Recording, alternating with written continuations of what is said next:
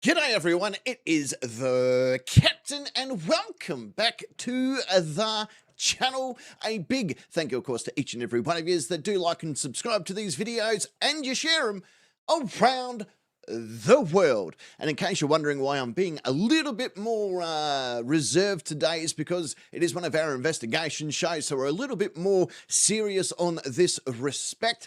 So if for those that have come for a comedy show, just remember when we do these investigation type ones, especially with today's topic, it is a lot more serious than what you are used to here on the channel. But it is still a good, what's the word I'm thinking of? Palate cleanser, if you will. Let's get into it. Let's get right into it because this is going to be a big show and I'll explain everything as we go along. But first, I want to say g'day to a few of you that are hanging around there in the chat. Who have we got here with us today? Crystal is here. Jason is here, who I had the pleasure of talking with on the phone today. So g'day, Jason. Good to see you. Our mate Frank is in the house. Beauty is here as well. I'm not sure if I mentioned it, but Crystal is here. Warrior Sentry is here. Kimberly is here.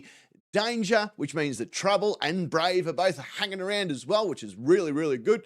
I think Luke Trition is watching. There he is. He's just turned up in the chat now. Luke Trition is there. He's got his feet sitting by a nice fire barrel, keeping himself warm this evening, as you should. It's very, very chilly where we are. Kimberly is here. I'm not sure if I mentioned it, but I will mention her again because that's what I do. Luna Kitty is just turned up. Still just trying to catch up with everyone. People like Mippet and Wednesday, Alan, Jim and Jim aren't the Jim's beautiful, Safari, Harry, when did I mention Wednesday? I think I did. I can't remember. Emanuela, if she doesn't turn up a bit later on. Alan is another one. Electroglide, if he doesn't turn up a bit later. All you wonderful people. I don't mean to miss anyone. Oh, the legend Ian is also in the house as well from the Captain's Rebuild Shed.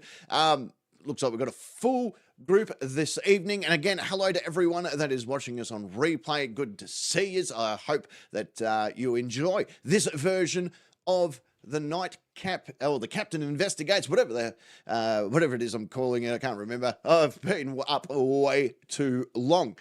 Anyway, what we're going to do this evening, ladies and gentlemen, and people of the world, is just over 30 years ago, here in the land down under in the state of Tasmania, a lone gunman opened fire, and by the end of his shooting spree, had taken the lives of 35 people. I'm of course talking about Martin Bryant in the Port Arthur Massacre. Took place on the 28th, I think it was. Let me just make sure I got that correct.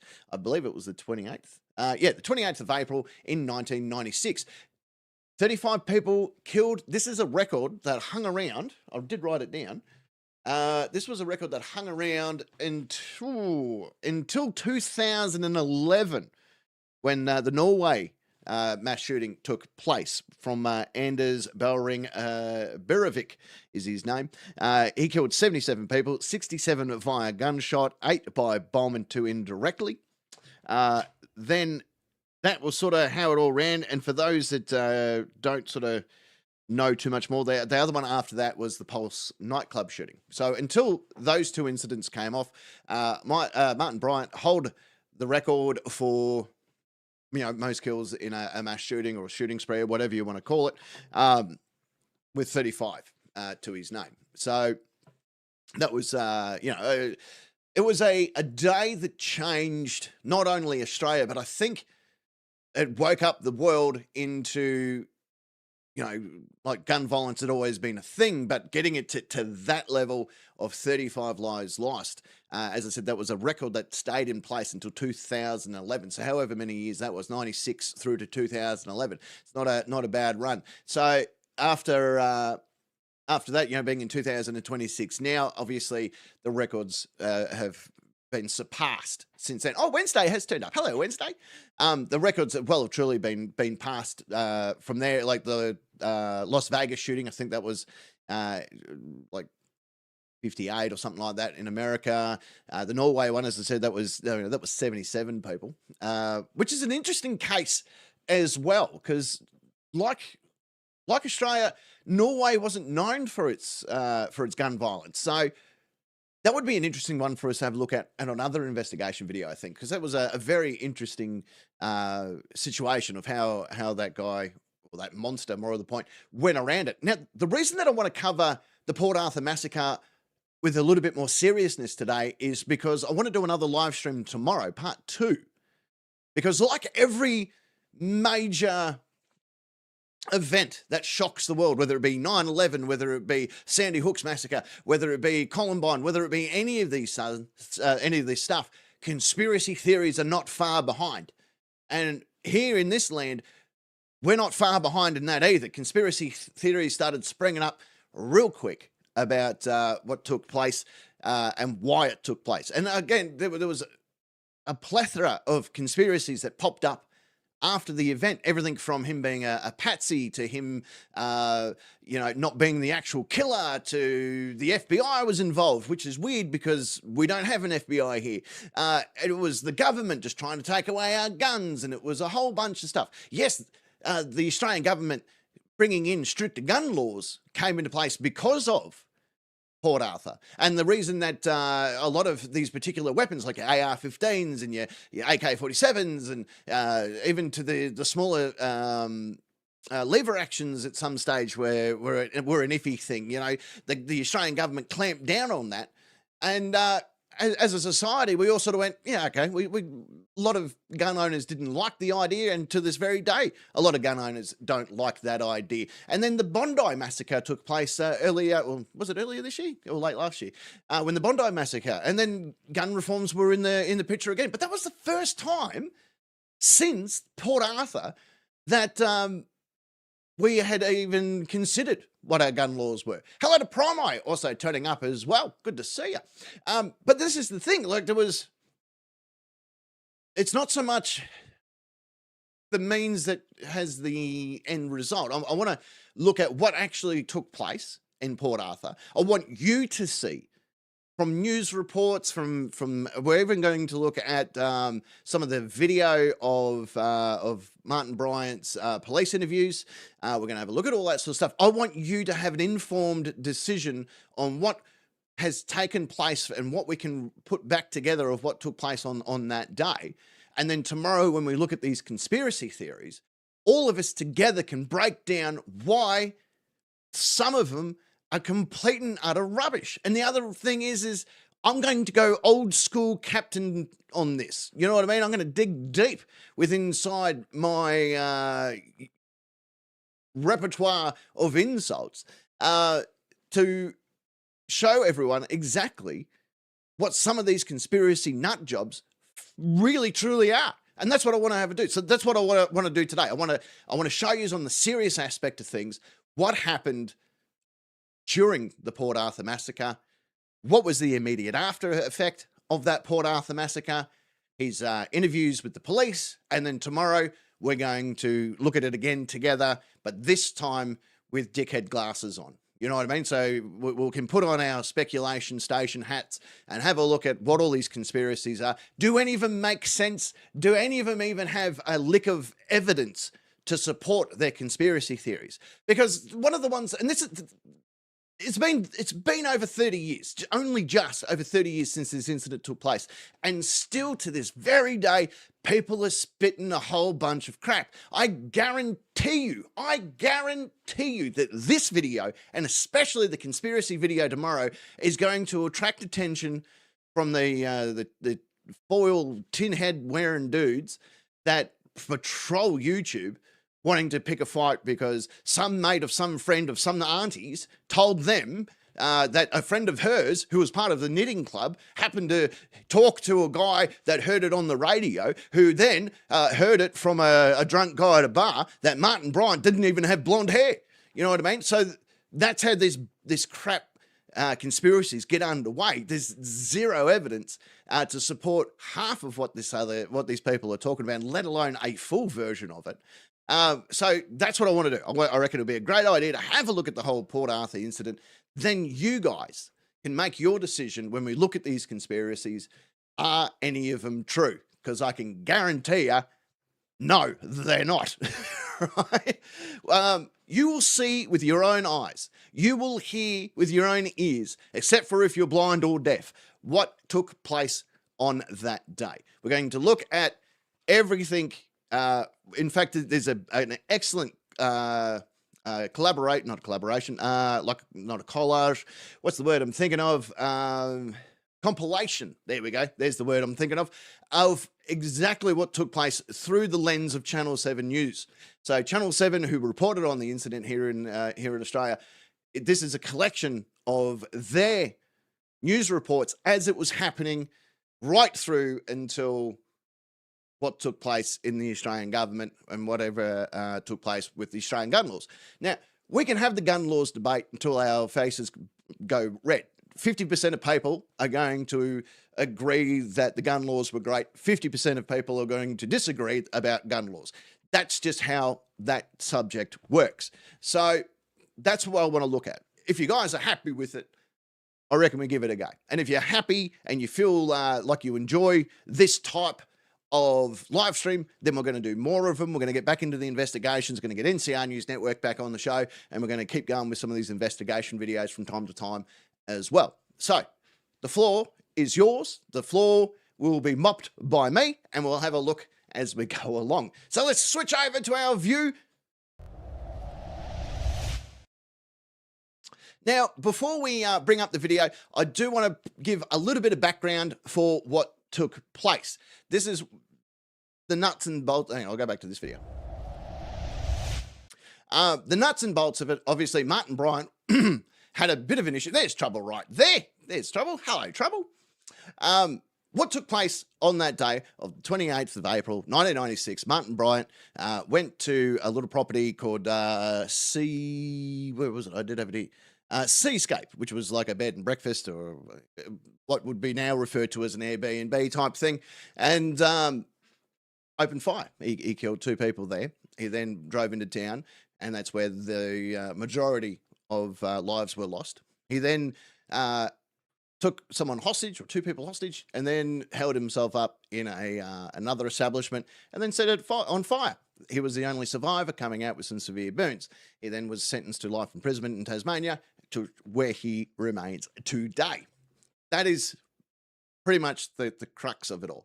The motivation behind this was later determined that Martin Bryant, who at the time, I believe he was 20. I did write it down here as well.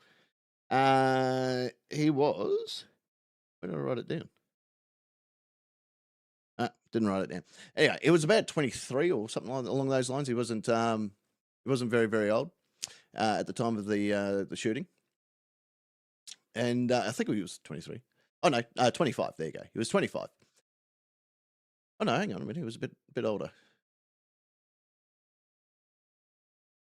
95. Oh, so he was 26. Okay, so oh no, that was 92. So what was it? 29, maybe. Hang on a sec. I should have had this in front of me.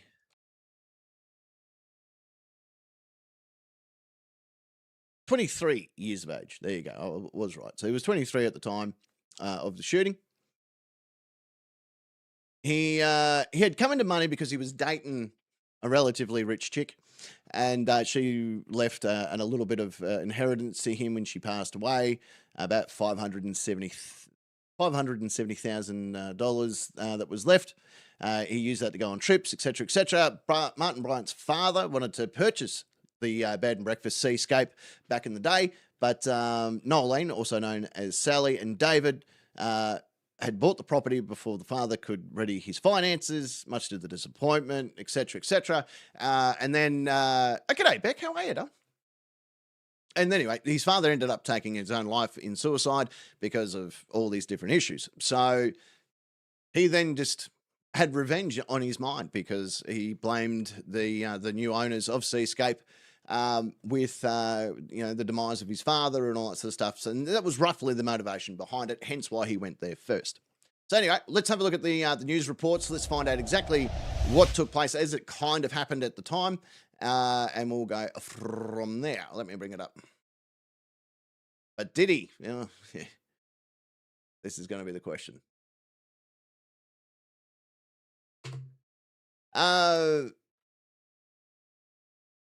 Are we going to debate whether he actually offed his hat? There was rumour about that Wednesday, actually. There was rumour whether or not his father committed suicide, or did Martin... was that one of Martin's first kills? There was also, when he was travelling with this older lady, he used to... I think she was like 56 or something like that when they started dating. He was only young, but she was relatively old. Well, not relatively old. She was 54, so she wasn't that old. But he was 19 at the time when they started dating. So he met her. She was an eccentric, wealthy heiress to the Tatstall Lotto fortune. There you go. And looking for new customers, etc., etc. Anyway, they hooked up and became friends. She left him a large sum of money, and that's sort of how it went from there. But yeah, there was a lot of like, he used to grab the steering wheel and swerve her into traffic. He did a lot of really not great things. It will later come out about Martin's mental stability at the time, where I believe that, let me just read, he was continuing disturbing and outlining the possibility of intellectual disability when he was young. When leaving school in 83, he was assessed for disability pension by a psychiatrist who wrote, "Cannot read or write, does a bit of gardening, watches TV. Only his parents' effort to prevent further deterioration, could be schizophrenic, and the parents face a bleak future with him." Brian received the disability pension, though he did work as a handyman and gardener. In an examination after the massacre, a forensic psychologist, Ian Jobelin, found that Bryant was a borderline mentally disabled with an IQ of 66, which was equivalent to an 11-year-old child. Whilst awaiting trial, however, Bryant was examined by a court-appointed psychiatrist, Ian Sale, who was of the opinion that Bryant could be regarded of having shown a mixture of conductive disorder, attention deficit hyperactive disorder, and Asperger's syndrome. Psychiatrist Paul Mulland, hired at the request of Bryant's legal course, found that he was socially and intellectually impaired. Furthermore, finding that he did not display signs of schizophrenia or of a mood disorder, he concluded though Martin was clearly a distressed and a disturbed young man, he was not mentally ill. However, that's always going to be in and out of did it happen, did not happen, etc. So it'd be interesting to find out as we go along exactly what everyone thoughts and opinions were of him. So let me just bring that back into the fray for a second. I'll bring this back to about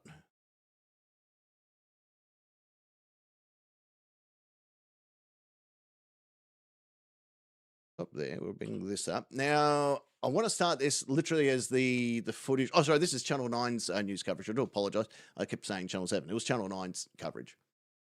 Yeah, he was pretty much a full-blown weirdo. Armed with 3 and bringing He shot them to the tourist precinct. We kept behind the battlefield. Taking one person hostage. The mass. I'm just trying to find where the start of it is. For what we're looking at. Past, the world watched on in shock and in horror. He's got some police officers. In hours, the tense police Siege at Seascape Cottage. As only he grabbed his prime ministership. That it is a Howard government formed the one 30 years on the question an atrocity. Everyone's mind. Come on. All right, we'll start it here anyway. So we're going to listen to a bit and go. You know, we'll break it down as we're going along. This is a compilation of different news reports that happened from Channel 9 as the story was breaking, and then into what happened from there. Let me know how I'm doing, because I don't normally do these types of very serious stuff, and I'm really biting my lip because I really want to take it up a notch. But at the same time, I want to give the respect to the 35 lives that were lost on that day. So I don't want to go crazy. But trust me, tomorrow when we do this conspiracy stuff, gloves are off. He started firing at 2 o'clock, moving through the historic settlement, spraying bullets from his automatic weapon at random. A fleet of helicopters carried the injured to hospitals in Hobart. It's understood most are holidaymakers. You're talking about one of those situations that no one could ever imagine happening in their own particular area. I mean, it's shocking. At least 200 police have surrounded Port Arthur. All roads in have been blocked. The gunman's first target was the town centre. He then moved on a couple of kilometres towards Hobart to a hotel, the Fox and Hound, killing more victims. The gunman fled to a nearby guest house, the Seascape, again shooting more people in his path. He's got some police officers down there. He's shooting at them, and we also believe that the people that are in Seascape are returning fire at the offender. It was there. So, as you can see, Tasmania is pretty much an isolated little island, but it is one of the states of Australia.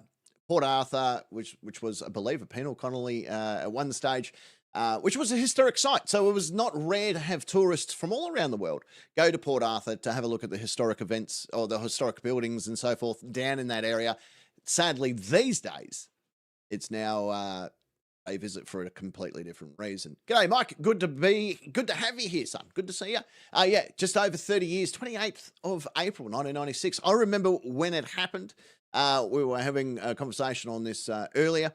And it pretty much was one of the first news reports that kind of had not live coverage because it wasn't feasible really at the time, but it was heavily covered for the entire siege that unfolded afterwards. And, oh yeah, I'll never forget it. He took hostages. How many still isn't known, and ran into bushland. He's now locked in a tent siege with police marksmen, the gunman turning his high-powered gun on them and rescue helicopters, trying to evacuate the injured. As we go to where the siege continues, the shattered town of Port Arthur still isolated.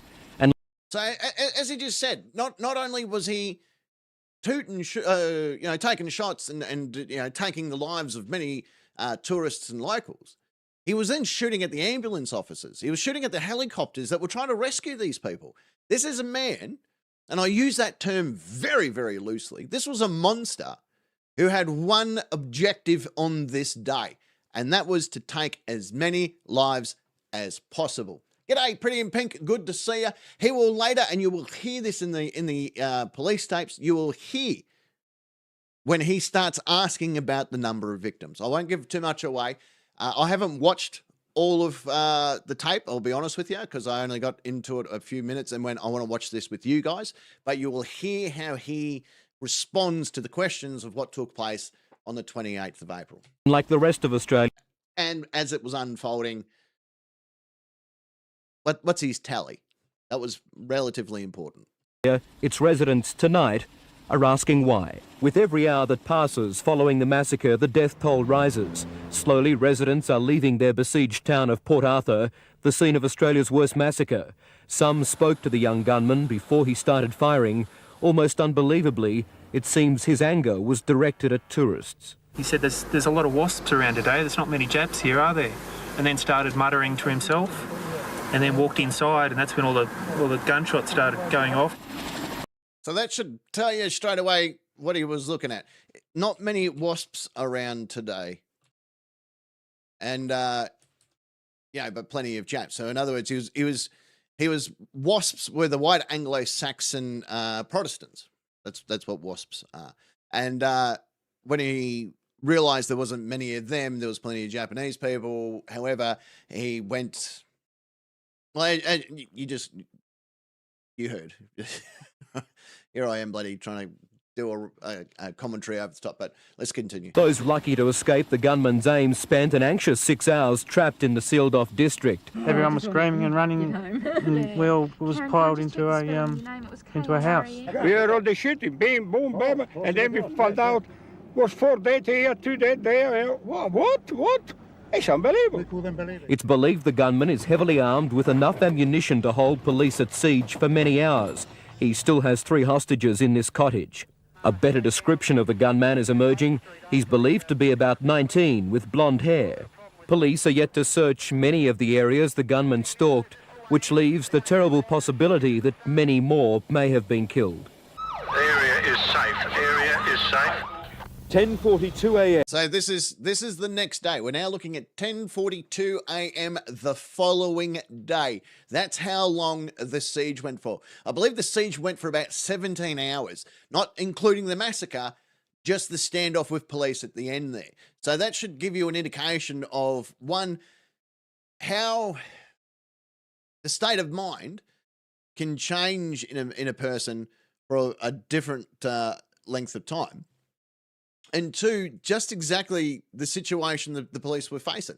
They couldn't go in guns blazing. This is something that they never really had a chance to... I'm sure they've trained for the situation on multiple occasions, but it's not one of the everyday scenarios that would play out. Unlike in today's world, where sadly around the world, we see this as a more and more common thing. In Australia at the time, yes, we had shootings, and yes, we had even mass shootings, but nothing on the scale of 35 innocent lives taken, and let alone into a hostage situation. So it's to let you know, like the last time we had, like, there was Martin Bryant, and then we didn't have a situation quite like a hostage situation until the Lint Cafe in New South Wales. Only, I think it was about 10 years ago. So that should give you an indication of how rare this sort of situation is. Oh, by the way, in case you're wondering, after the new gun laws and that came into place, the amount of mass shootings that we had up until the Bondi Massacre was 0.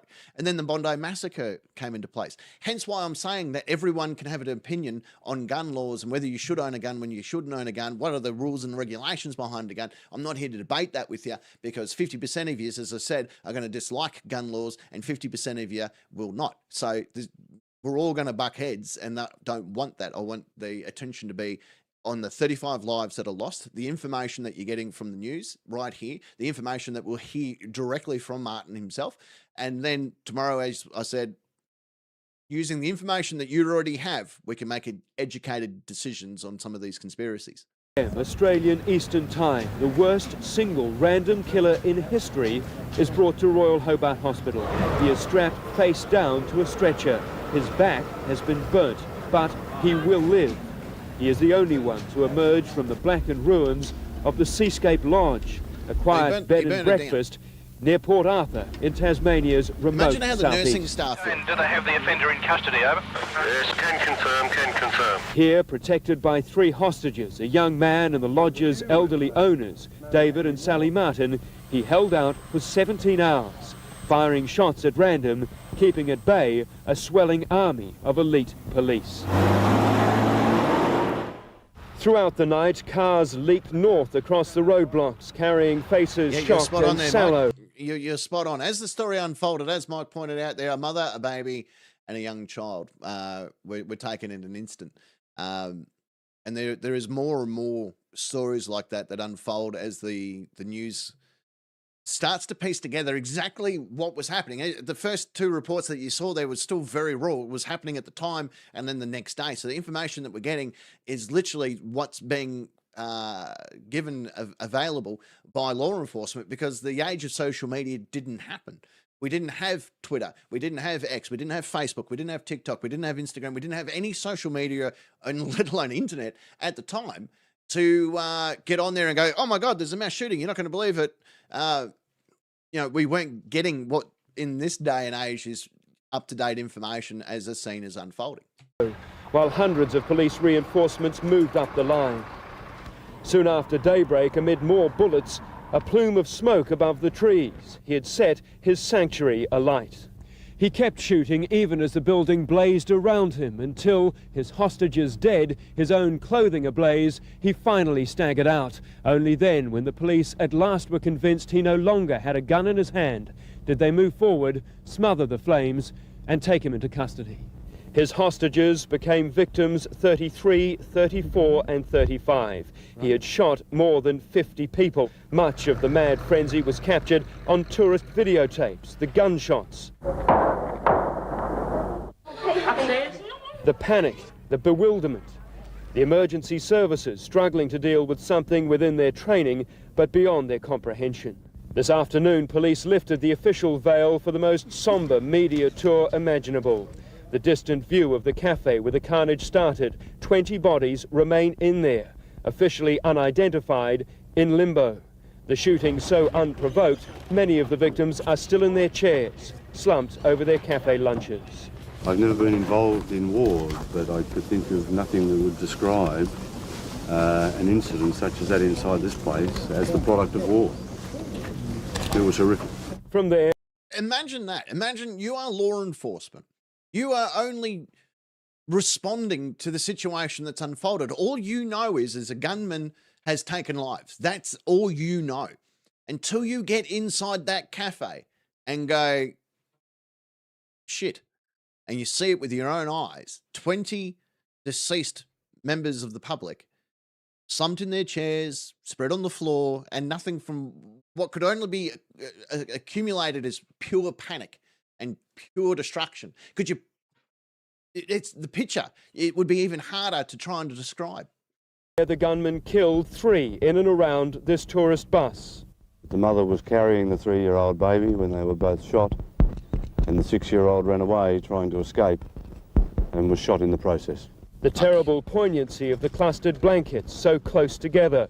Police felt the need to explain it again so it could be better understood. Police came across the body of a woman and her 3-year-old daughter lying on the roadway, and the body of the 6-year-old daughter was behind the tree. Then 4 more killed here as the gunman abandoned his ancient Volvo to steal a BMW. A witness saw his final kill as he took one of his 3 doomed hostages at this service station and murdered his female companion. So to the fire. It's very important. One of the conspiracies that we're going to look at are the people in that BMW. We're going to have a look at that conspiracy tomorrow, but we heard exactly what law enforcement and witnesses and anyone that was involved with that day's exercise, it's a terrible use of words, but in that scenario, and you watch the conspiracy theories now, for me, even mentioning exercise is going to fucking, you just watch, it's going to be stupid. The conspiracies that came out about the 3 people in that BMW is enough to make you sick. Apocalyptic finale. The blackest single event in Tasmania's sometimes bloody history has stunned the world. But the truest witnesses are not speaking. There is no reason, there is no why, there are no words. Nerves were frayed at Royal Hobart Hospital this morning as everyone tried to come to terms with what had happened. But 65-year-old Ron Neander had more to come to terms with than most. His wife of more than 40 years was shot dead beside him. I ducked.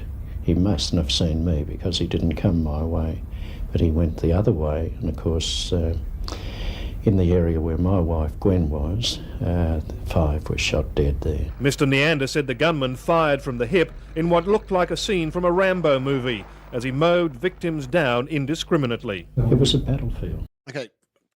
From a Rambo movie as he mowed victims down in. Okay, I want you to look at this lady in the coat there, carrying a child in her arms, which I would assume to be between 2 to 4 years of age. Now, picture shooting her and her child in her fucking arms, and then shooting her only child that survived as it's running away. That's what he did on this day. Indiscriminately. It was a battlefield. It was a battlefield. He says there's only one immediate emotion. Well, it's just anger, isn't it? Anger. Mr. Neander retired just 3 months ago from his job as a funeral director. But when it is your I'm sorry, Frank. I know this is confronting information. I do apologise. own, you're still the same human being as everybody else.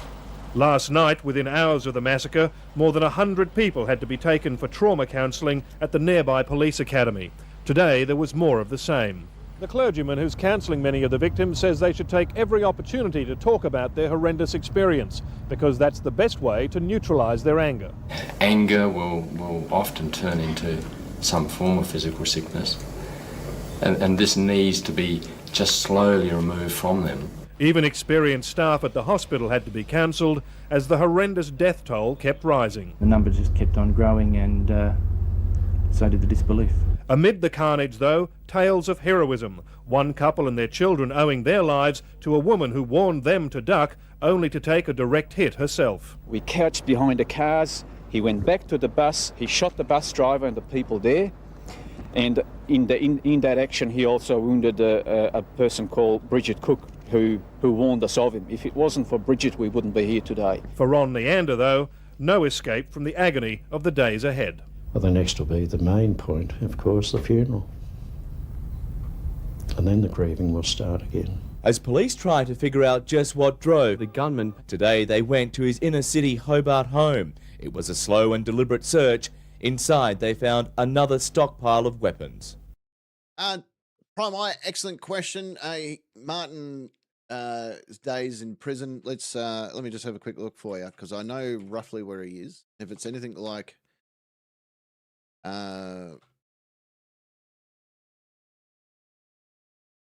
if it's anything like my old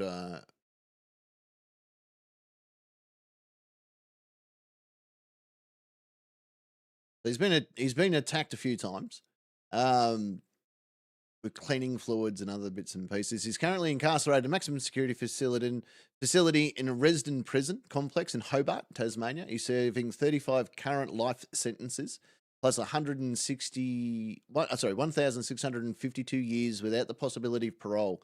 And he is housed in the secure specialised wing of the prison. Okay, so he's primarily in the same sort of setup as Ivan Milat was. And if it's anything what I remember of segregation cells in Goulburn, it wouldn't be very pleasant. But at the same time, as sad as it is, they have a lot of rights with inside the system. Let me just bring this up for you. I was going to do this a bit later, but we may as well do it now while it's fresh in everyone's mind. Let me bring it up.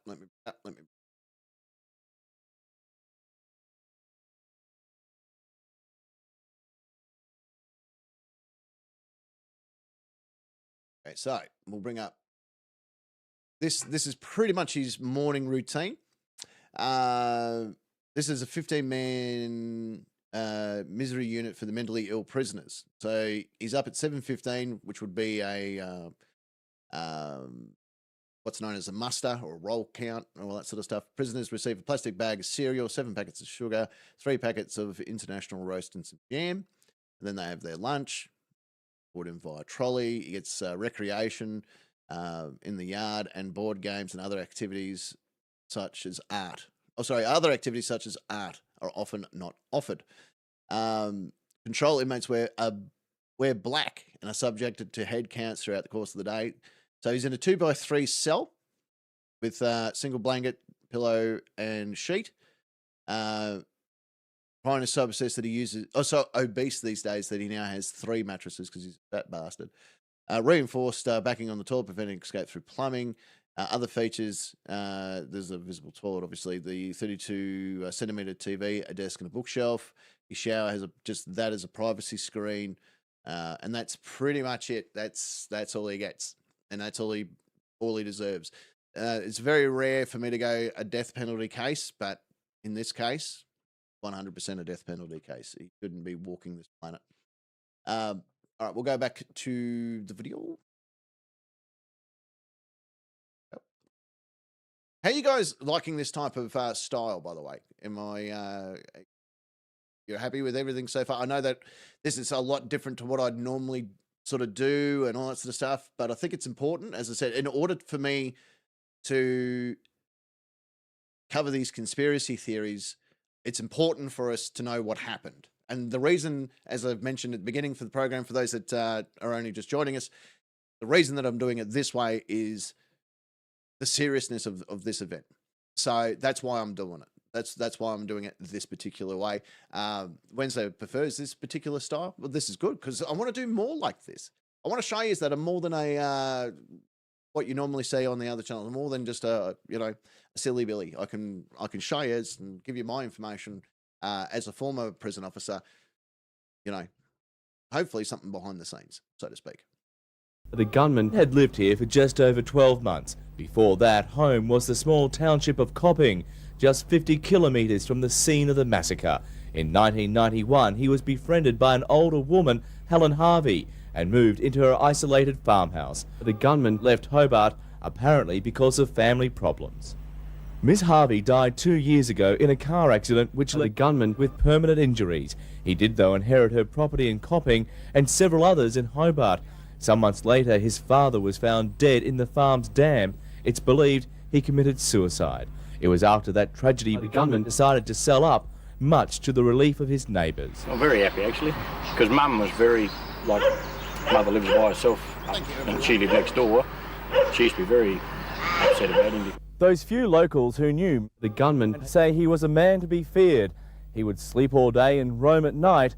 They claim he often threatened to shoot them. Last night... I'm kind of with you on that one, Wednesday. There's a lot... Electric Light is here. G'day, mate. How are you? There is a lot of evidence, as I said earlier, with the relationship that he had with her, with this lady, who, by the way, as I said, it was many years his senior. You know, he would pull the vehicle into oncoming traffic because she died, I believe, in a car accident, and the rumor might have been that he caused that car accident. So, you know, there is a lot of information there that points in that direction. If you follow the evidence, obviously the courts have made their decisions, the coroner's made their decisions that it was, you know, either a suicide with the father or a car accident with the elderly lady. However, or no, she's not an elderly lady. I should stop saying that. She's 54. She's still young. But, yeah, especially because he had done that type of thing many times before. As 3 recorded accounts of him causing a car accident with her behind the wheel. As police searched for a motive, they revealed that he was mentally ill. There has been some suggestion that at an earlier time he was diagnosed as a schizophrenic. Today, Brian's mother was too distraught to speak. She was being consoled by an Anglican minister. But those who knew her son are not surprised that he may have finally snapped. When you talk to him, I think he'd like to do it any sort of time. Long before the gunman's dastardly deeds were over, the verbal bullets in the gun debate were already flying again. There are far too many guns in the community, and there are guns in the community which should never be there. Laws are not going to stop this sort of thing happening because you cannot legislate against insanity. But according to the new Prime Minister, something must be done. There must be change. I will not retreat. So this is our Prime Minister at the time, John Howard, who went on to serve 11 years as Prime Minister. He had a pretty good record as long-serving Prime Minister there. I think he's the longest-serving Prime Minister in Australian history. I'll double-check that bit of information. But this is very early in his days as Prime Minister. And, you know, he was the guy that had to figure out what to do next. You know, and you had a nation in grief. You had 2 sides of each aisle fighting at one another about, we need gun laws, we don't need gun laws, we need better checks, we don't need better checks, we should eliminate these type of guns, no, we need these type of guns. And the story that's been ongoing in all, I'd be guessing anyway, in all, you know, countries that allow their citizens to own firearms for the dawn of firearms. And we see it all the time in the United States. That is a fight that constantly gets brought up at the end of every mass shooting. And sadly, the United States is leading that tally board of most deaths, most mass shootings in the world by quite a lot. And do gun laws change that? I don't know. I don't know. Well, I've got an opinion. But as I said, 50% of you might not agree with the opinion, and 50% of you will. An inch from the national responsibilities I have in relation to this whole issue. Not an inch. Mass killings in New South Wales and Victoria signal change in gun laws, but in Tasmania, the scene of this latest massacre, lawmakers failed to act. In 1988, Tasmania was the only state to reject plans to ban semi-automatic weapons. That led to this chilling prediction on a current affair last year. We're going to see a mass shooting in Tasmania of the likes that we've seen in Sydney, Melbourne and other states in Australia. My uncle was shot 4 times. He's like, when I say my uncle, his name's JJ, but I call him an uncle because he's been friends with my parents since they were like 16, 17 years of age. We had a mass shooting in Melbourne, in Queen Street, one of many mass shootings that we had in Melbourne in those times. But in Queen Street, known as the Queen Street Massacre, he was shot, 4 times? One in the neck too. Still alive, in case you're wondering, all these years later. But this guy, on a current affair, which is another news program, brought it up with, I believe it was an AK. I think he had an AK and he had an AR as well. I think he had an AR-15, if I remember correctly. But they did find a treasure trove of other guns. When Primo asked a great question when it comes to adjudicating people that have mental illness. how can you tell some days? Unless you send them for a medical check or, you know, how can you tell? Like, this is again one of those questions that are getting asked, you know, background checks, all that sort of stuff probably is, you know, probably would have been a good idea. Let's put it this way. You're never going to stop killings. They're just going to change weapons. This is what we've learned, especially in this state. You're never going to stop killings. They're just going to change weapons. And they have. We've gone from guns to machetes to knives to, you know, all the other things. In fact, in Russell Street, at one of the police depots, it was a car bomb. So there's all these things that, you know, the argument for pro or against, you know, being able to acquire a firearm, should it be harder for someone that's mentally ill to get a firearm? I think that makes sense. But as I said, 50% will agree with me, 50% of yous won't. But I think that maybe if you're a little bit crazy or even slightly crazy, you shouldn't have access to something that can kill a large sum of people in a short group of time. Now, then the argument will come in, well, what about driver's licenses? What about getting machetes? What about this? What about that? Well, in this state, machetes are banned. You can't own one unless you can prove why you need one. Has that stopped machete violence? No, not even slightly. So what does that show us? People who want to kill will find a way to kill. That has happened since the dawn of mankind. We have, ever since we started walking this planet, we found ways to kill one another. And that will never, ever change. That's my take on it. James Weston, Owen, good to have you. Welcome to the conversation. Sadly, Roland Brown was deadly accurate, and a nation is left mourning. The states should give away their powers with respect to gun control legislation and hand it over to the Commonwealth. While the Constitution doesn't allow such a process, John Howard has promised pressure from Canberra. One sets out initially to do these things in a cooperative fashion, but at the end of the day, we have a national responsibility. The issue of gun laws was to be discussed at a conference of police ministers in July. That summit has now been brought forward to Friday week. At the meeting, the Federal Attorney General will list several recommendations. They will include the setting up of a national gun register and a ban on semi-automatic and automatic weapons in every state. There were indications late today Tasmania will agree to both proposals. How tough do you need to get? Total abolition? What we're saying is there must be other... I think you're right there, Jason. I don't remember Kane using an AR-15 to knock off Abel. You're right.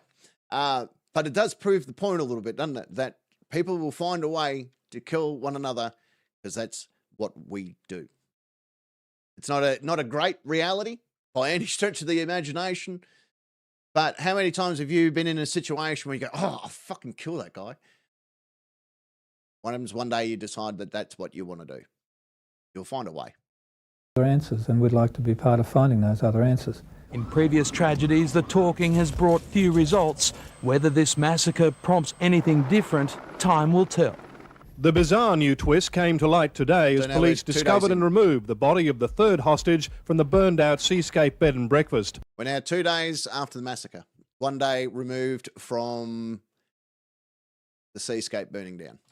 Some reports reaching police from the more than 200 witnesses helping with investigations indicate that a group of 2 or 3 tourists tried to check into Seascape between 12:30 and 1 o'clock on Sunday, but were stunned by their reception. Instead of being warmly received by the 60-year-old proprietors, the tourists were rudely turned away by an agitated young man.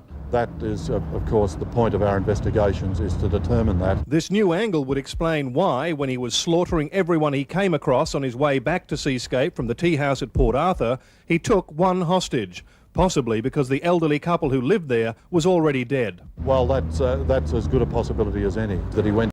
And it was confirmed that they were his 2 victims. He started off at Seascape, travelled into Port Arthur, where he conducted the most heinous of acts, and then took a person hostage after already killing 2 other people in that vehicle.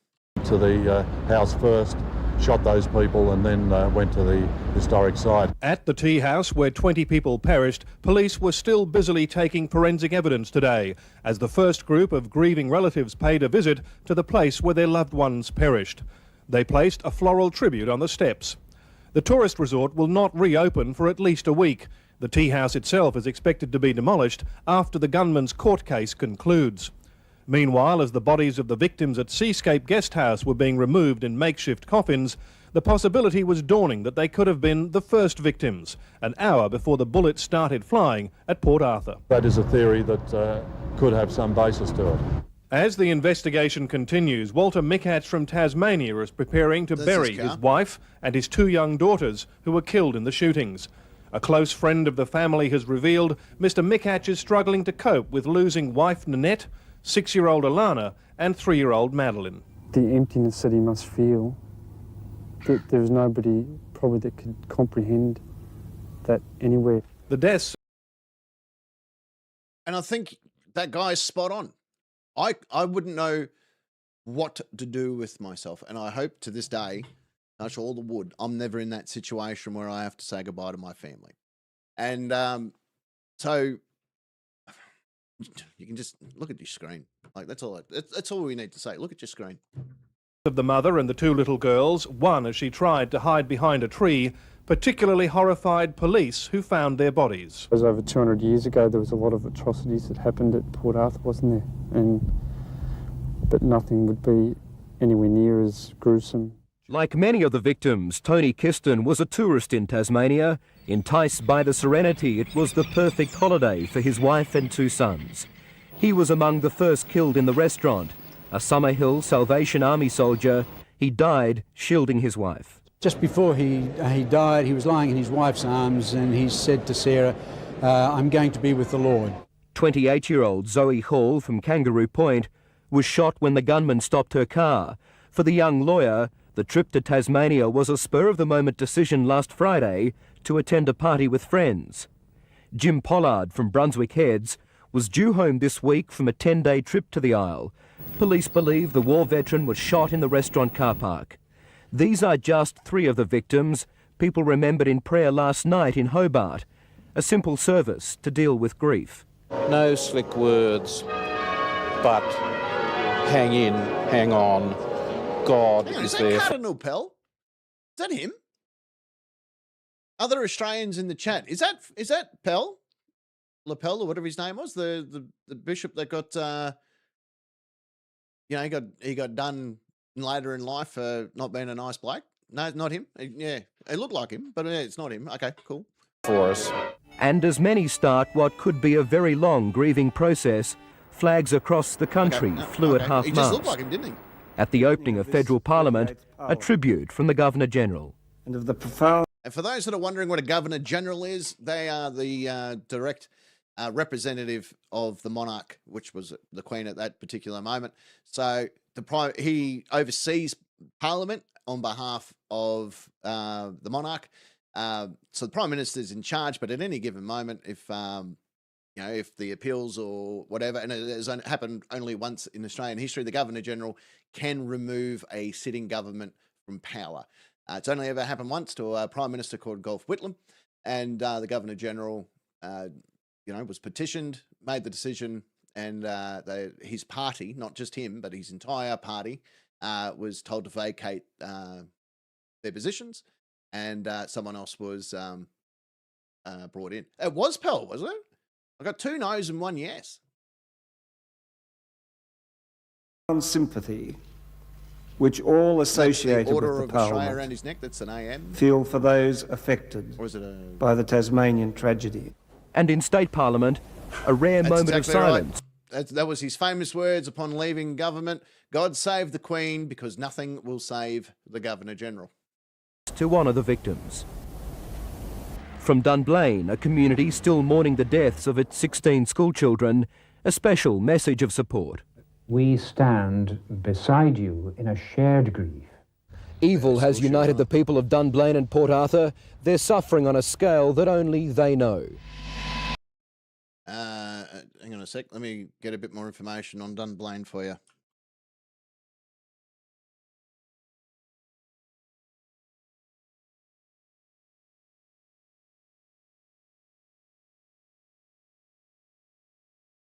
Okay, Dunblane.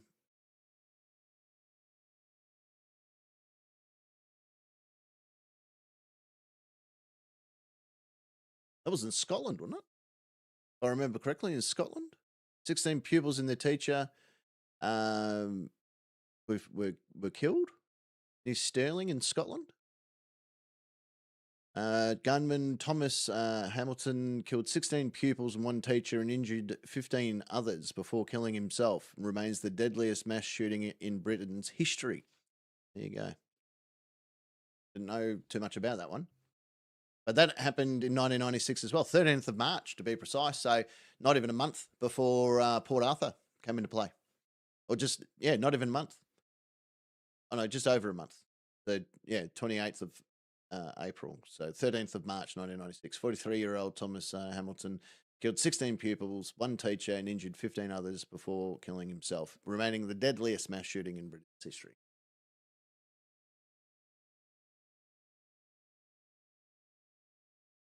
This was a symbolic gesture, but symbolic gestures are virtually all that can now be done for the people of Port Arthur.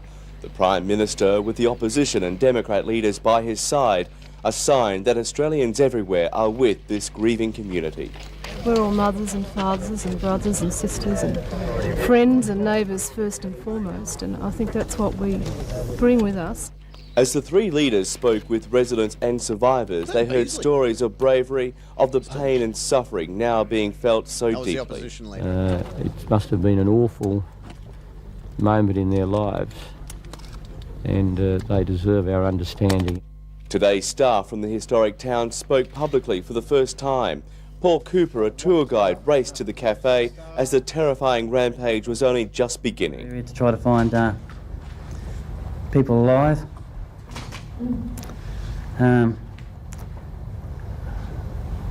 Some people died in my arms.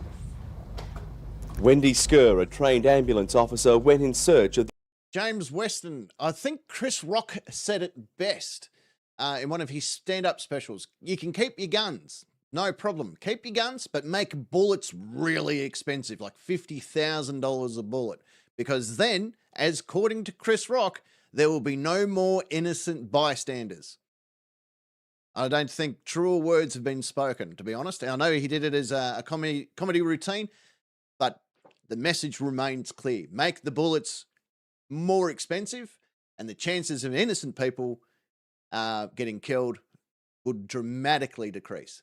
And if you see someone that's got 4 bullets in them, you'd be like, well, that was $200,000. That guy must have done something. The injured with the chilling knowledge the gunman was on the loose. And that was the most frightening time of all, not knowing whether that man was going to come back in there on foot. It was so vulnerable. We felt like rabbits at a hunt. She also recalls the simple but extraordinary efforts of complete strangers. One man came in there, I don't know who he was, and made cups of tea for everybody and stepped over the bodies. You raise an excellent point there about society in the United States where you can buy guns pretty much at a shopping centre.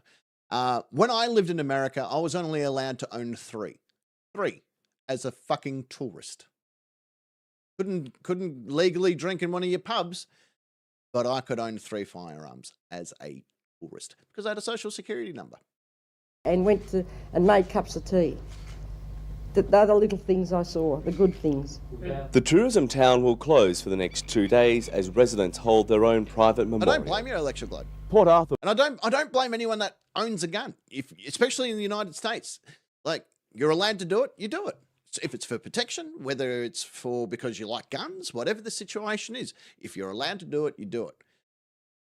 Right? That's written in your constitution. As I said, the debate for gun laws and so forth, it opens up a huge can of worms that I don't think any of us really want to get into, because as I said, it's the general statistic, 50% will agree, 50% will disagree, and everyone in their own right is correct to have their own opinion.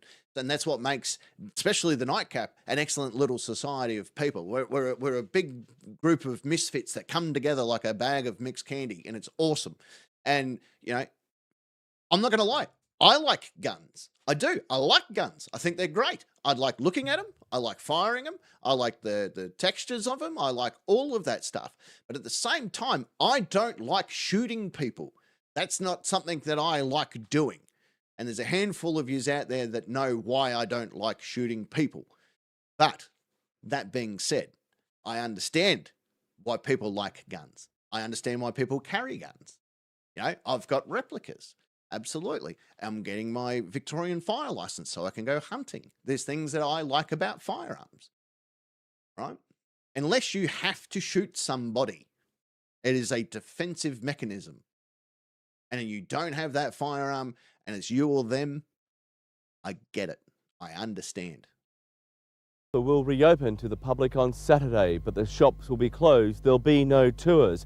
It's a chance for those who wish to pay their respects. After that, the locals say they want to be left alone to deal with this tragedy in their own time, in their own way. At Port Arthur, John Vors, National 9 News. They didn't come in great numbers, but they came with the right spirit. With courage as much as curiosity, piling up their offerings at the now forever closed Broad Arrow Cafe.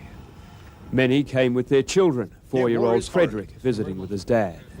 He wanted to come. He'd realises I what's hope people understand my perspective on it. I hope you understand that I'm very much a centralist when it comes to certain things. And I understand if you like your guns and you want to carry a gun and you have every right to carry that gun, cool, awesome. If you like collecting guns because you like the look of them, you like the machine work that goes into it, you like the design of it, like I do. I like the mechanics of a gun. I like being able to pull it apart. I like to see how it works. I like to put it back together. But I can do that with a lawnmower too. And that doesn't mean that I'm going to use my lawnmower to murder someone. But it's the same with when I have owned guns in the past, I've never taken that gun because I got angry and done something with it. Apart from what I was legally allowed to do, and that was to go out hunting or clay shooting. happened. But he thought it might be nice to bring some flowers. That was his suggestion. In fact, everywhere the gunman distributed death, people argued back today with flowers, not least where the Mikac girls and their mother died. Have a good day, Alan. Thank you very much for swinging by, though. They'll always be part of our lives. This will always be a special place. In the old church, the condolence board showed how far Kimberly. this tragedy Fully agree has with you. reached. One Antonio Samarant sent one, so did Luke of Mount Gambier. Flowers and speculation, too, at the Seascape guest house where the massacre began and ended. The alleged gunman's alleged row about a believe she was job getting food possibly sharpening a long-held grudge. The people of this little community feel they're in danger of dying twice. The second one, a commercial death if people stay away. They want everyone to come back here, otherwise, they say, the gunman's evil will be never-ending. Which was another thing, and we saw that in Porepunka recently. Porepunka, more of the point, which relies on its tourism industry, same as King Lake and all these places. King Lake many years ago burnt down, and so did a lot of little touristy towns with Black Saturday fires. But it's one of those situations that after a tragedy, people stay away for a certain period of time, and that can do more damage to the community. At the same time, when the tragedy's unfolding, they don't need the rubberneckers, but what they do need is people to return so life can return for them all. And that was something that we found even in our local community, where there's still so many people sleeping in tents. And I'll give you the hot tip. It is freezing outside right now. The fog had not left the town the entire day. And there's people sleeping in tents doing it rough because their homes are destroyed. But having people come back into the community to fund the community, to allow people like the Captain's Rebuild Shed, the Lions, foundations, all these people can get behind them and give them the support that they need.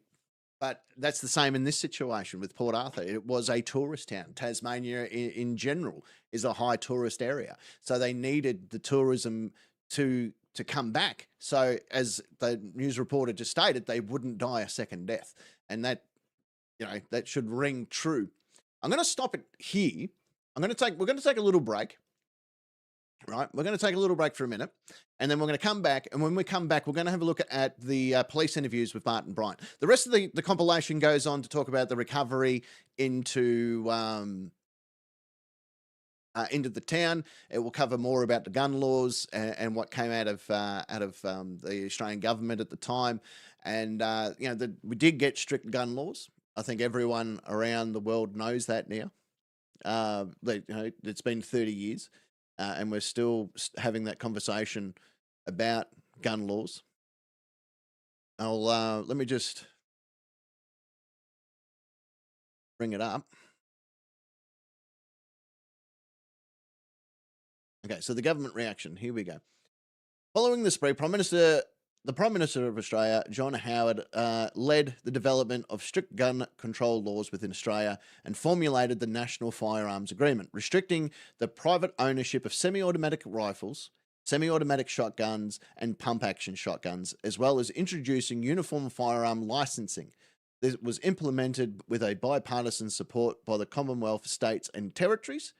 The massacre happened just 6 weeks after the Dunblane massacre in Scotland, which also claimed the 18 lives that we spoke about earlier. And the UK Prime Minister, John Major, reaching out to his counterpart to share the tragedy, the United Kingdom, passed its own changes to the gun laws in the next year after a change of government. So under the federal government coordination, the states and territories restricted the legal ownership of self-loading rifles, self-loading shotguns, and tightened the controls of their legal use by recreational shooters. The government initiated a mandatory buyback scheme, with the owners paid accordingly to the table of valuation. Some 643,000 firearms were handed back at the cost of $350 million, which was funded by a temporary increase in the Medicare levy, which raised $500 million. Some state governments, notably Tasmania itself and Queensland, who generally opposed the new gun laws, concern was raised with the coalition government that the fringe groups such as the Aussie First Freedom Scouts, the Australian League of Rights and Citizens Insulation Referendum Party were exploiting the voters' anger to gain support after the discovery of the Christian Coalition and the National Rifle Association of America, which were supporting the gun lobbies. The government, the media were cited their support, along with moral outrage of the community, discredit the gun lobbies as extremists. So even the NRA got themselves involved in it. So that was primarily the strict gun control laws in a nutshell, but it pretty much a whole bunch of new laws came into place. Categories came into place from A through D, and then which were your standard sort of long rifles, and then H for your handguns. Air guns got banned. Recreationals got looked at.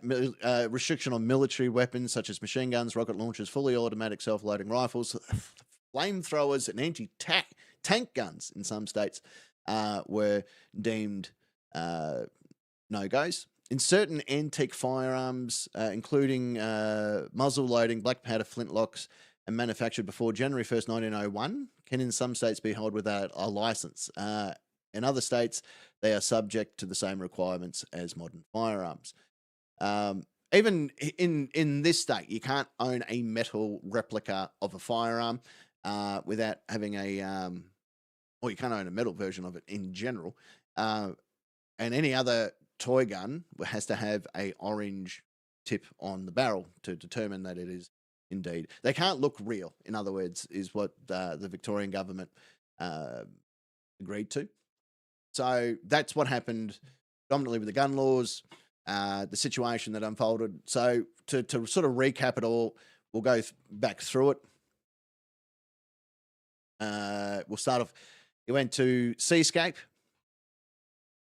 which was his first port of call, where he killed the owners of Seascape. He then drove into town to the Port Arthur Cafe for some coffee, where he had a conversation with someone. And around 1:10 p.m., he paid his entry fee to go into Port Arthur's historic site. And we all know what happened from there. He went into the Broad Arrow Cafe, where he, as we heard, shot 20 people. He then went into the gift shop, murdered a few more people there. He then, in the car park, shot the people around the bus, and as well as the mother and the two daughters. He then went to the toll booth where he murdered 2 people and took another one hostage in a BMW. Those people's names, by the way, in the BMW, I did have it here in front of me. That was Helen and Robert Graham Salzman. Those names will be important when we go into the conspiracy theories, okay? So just remember, when we get into the BMW, those 2 people. Very important when we get into into what happens next. So then he went back up to Seascape, where he held police at bay for 17 hours before burning the place to the ground. He was then captured when he left the thing whilst on fire. So that is the summary of what happened. We're going to take a break. When we come back, we're going to have a look at his police interview. That was held. We didn't know about these police interviews until 20 years after the fact. So we're going to have a look at it. Again, I've only seen a few snippets of it. So I know some of the things that we're going to look at, but I haven't watched all of it. So we'll have a look at that next. We're going to take a break. We'll be back in about, I don't know, let's say 6.5 minutes, eh? See you all then.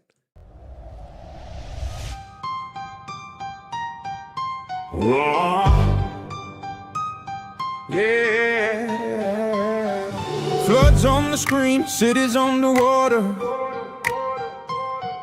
Kids go missing, guns at the slaughter. Elections burning, lies on parade. Some rich prick flies off in a rocket he's made. My brain's on fire, can't take no more shit. Every channel's just anger, it can suck my dick. Fuck the news. It's a circus of pain, shooting disasters, driving us insane. Every night's the same, fear on repeat in the ratings game. Police cam clips, another poor kid's dead. While bitches go viral, screaming off the head.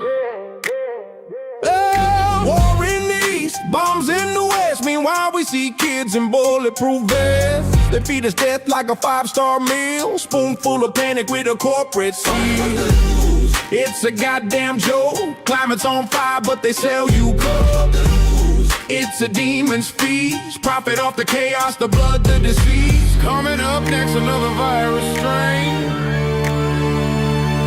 Markets collapse, little babies with drugs in their veins. But first, cute puppies in a pumpkin hat.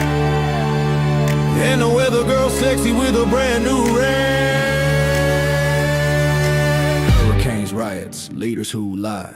TikTok trends while the oceans die. Every fucking channel, same old dread. Makes me wonder if I'm better off dead. Fuck the news. It's a blood-filled rain, screaming nightmares straight into your brain. Let the static roar. I'm killing the TV, we won't take it no more. It's a circus of pain, shooting disaster, driving us insane. Every night's the same, fear on repeat in the ratings game. It's a goddamn joke. Climate's on fire, but they sell you coke. It's a demon's feast. Profit off the chaos, the blood, the disease.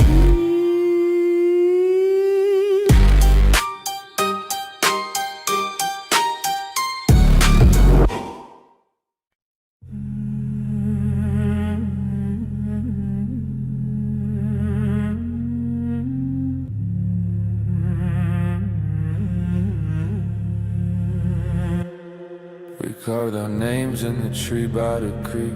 Shared every secret we dared not speak. Barefoot nights and starless sky. You laughed so hard it made angels cry. You said forever's just a word, but I swore I'd make it true. And I still wait some night.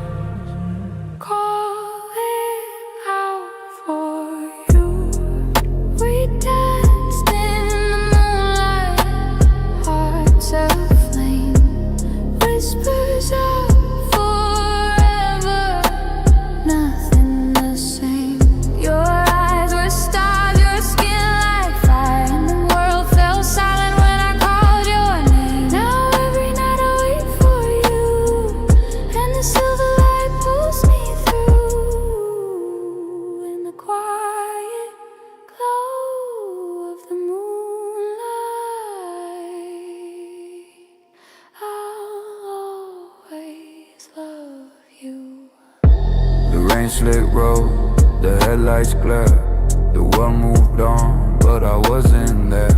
They said it was quick, that you felt no pain, but my heart shattered, I never sang again. I knelt by your grave, hands in the dirt. Your locket cold against my chest. I whispered if love still finds a way. Let me follow, let me rest. I see you in shadows, pale and thin. Your voice like wind beneath my skin. The walls cry out, the mirrors weep. I wake to find you in every dream. You trace my name on glass with frost. Whisper I can't bear to be lost. And I ache so much it burns my soul. Wanting to reach you, wanting to let go. We danced in the moonlight, hearts aflame, whispers of forever, nothing the same. Your eyes were stars, your skin like fire, and the world fell silent when I called your name. Now every night I wait for you, and the silver light pulls me through. In the quiet glow of the moonlight, I'll always love you. last night I dreamed you opened the door. Said you waited long enough, don't fight anymore. Your hand was cold, I trembled and bled. I crossed the line between living and dead. I let go of breath, let the darkness rise. No heaven, no hell, just love in your eyes. Now 2 names etched in stone remain, bound by grief, by love, by pain. The moonlight fades, the shadows claim. I fall into you, I fall into flame. Forever begins, our love transcends, and I am yours. Now that living has an end.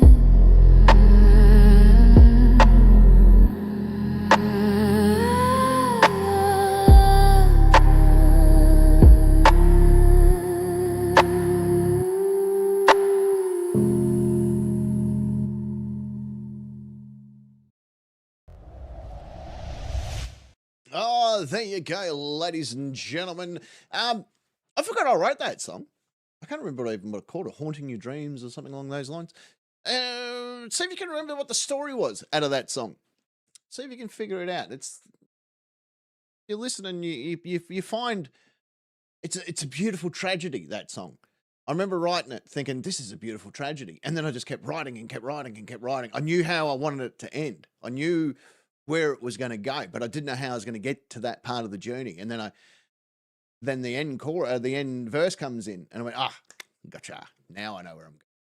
So yeah, if you can pick the story in it, I'm sure Sentry wouldn't mind sharing the link for those that want to hear it again.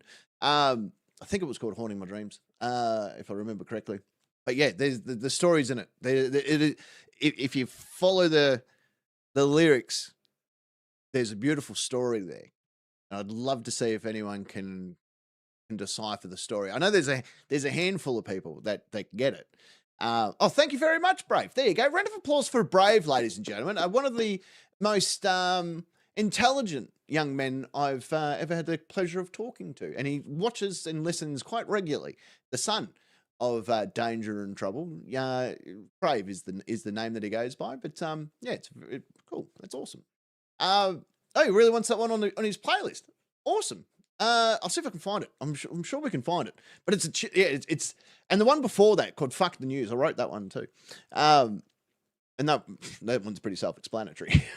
Right? But I've got a handful of really soft songs that I've written. I'm gonna try and sing one myself. I don't know how I'd do it, but I'm sure I could work out a nice ballad that I can put together. I do like my comedy songs, don't get me wrong, but sometimes, when you sit down and you just go, this is in my head, I need to get it out, and you just start writing or drawing or painting or whatever your artistic ability is, and you just go for it. You might even just hum something to yourself, and that's what it was. I remember it was leading into Halloween. I remember it now. I was leading into Halloween, and I knew of a story I wanted to tell, but I didn't know how to get to the end of that story.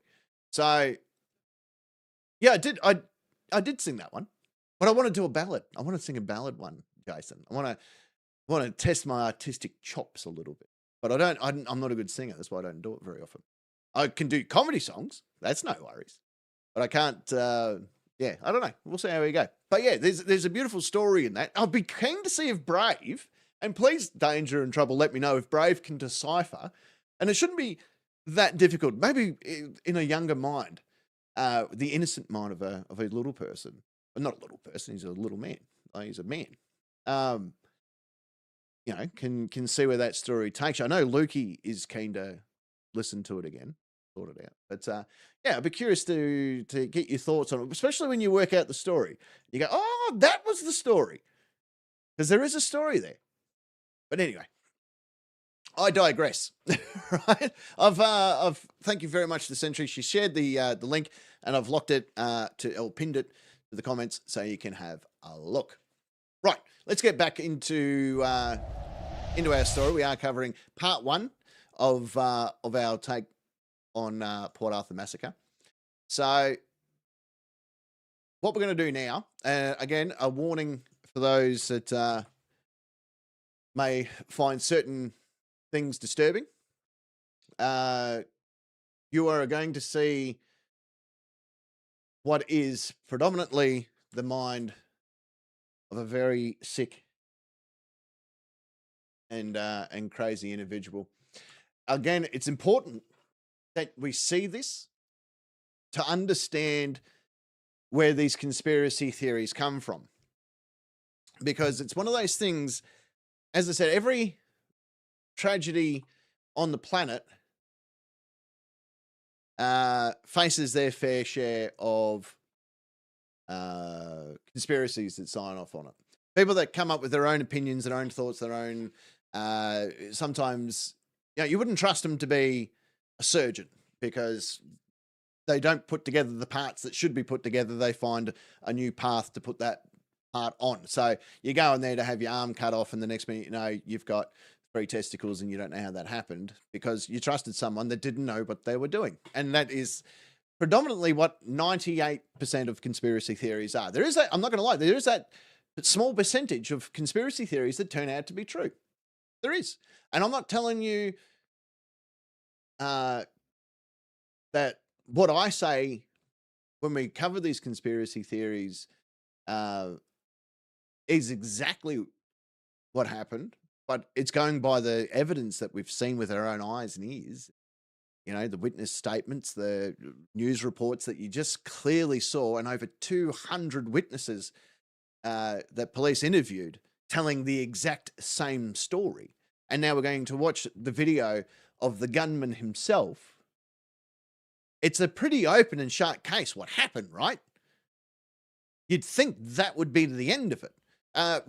Leading in prior to that, whether he had committed other crimes and taken more lives before that day, okay, we have no real information on that one apart from what's been documented. But when it comes to the tragedy itself, when it comes to the massacre itself, we saw what happened. We all witnessed it. We all saw it. We saw it, yes, okay, 30 years later, but we saw it as it was unfolding. We are now then going to hear from the killer themselves, us the 200-odd witnesses. It's a pretty open and shut case what happened. Someone went crazy and shot 35 people. Pretty much a slam dunk, really. Yeah. Anyway, we'll have a look at it and we'll see how we go. Oh, Alan's still here. G'day, brother. All right. So this is from a Channel 7 program called Spotlight. This is 10 years ago, so 20 years after Port Arthur took place. And they received the police tapes of what of detectives and so forth that were working the case, got their who spoke with Martin Bryant, and so it's them in the police tapes as well as an interview with those officers about what was going on in that room that we may not have seen on camera, as in their personal feelings, their thoughts, the tension, all the things that you can't get from just a video link. So, what was her name again? On Doyle, can't remember her name. Melissa Doyle, that's this lady in the green. The Port Arthur Massacre. But we hope tonight's program will help us all better understand one of our darkest days. Mike Willesee leads our special investigation. When you practiced your shooting, where did you hold the gun? On the left. So you're left-handed? I'm right with this hand. Oh, that's right, sorry. Yeah. No, but this is more. So if you held a gun, you would pull the trigger with your finger on your left hand? Yeah, that's right. Yeah. All right.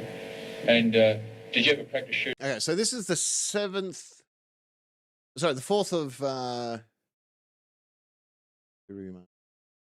Okay, so January, February, March, April. So we're in June now. 4th of June. That's where we're up to. Shooting from the hip? No, never. Never?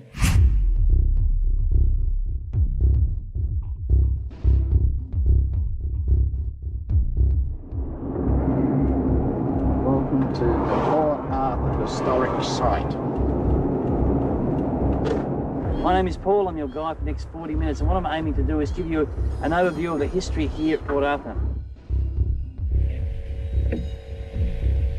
Martin, do you remember the 28th of April, Sunday the 28th of April this year? No, I don't. Was that the day I suppose everyone's talking about? That's a shotgun. That's a shotgun.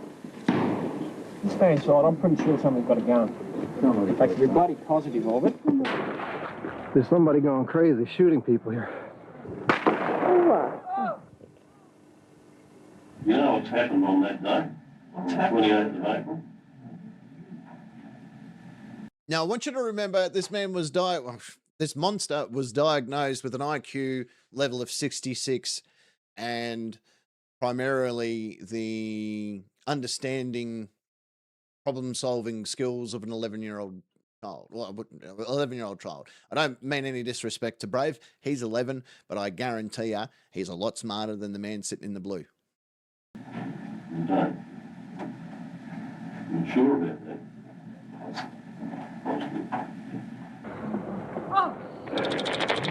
There he is, he's over there.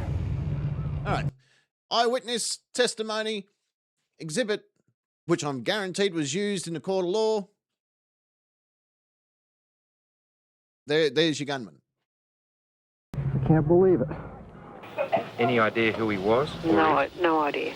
Not a local, I don't think. Any idea why? No idea. Everyone's ducking for cover around here.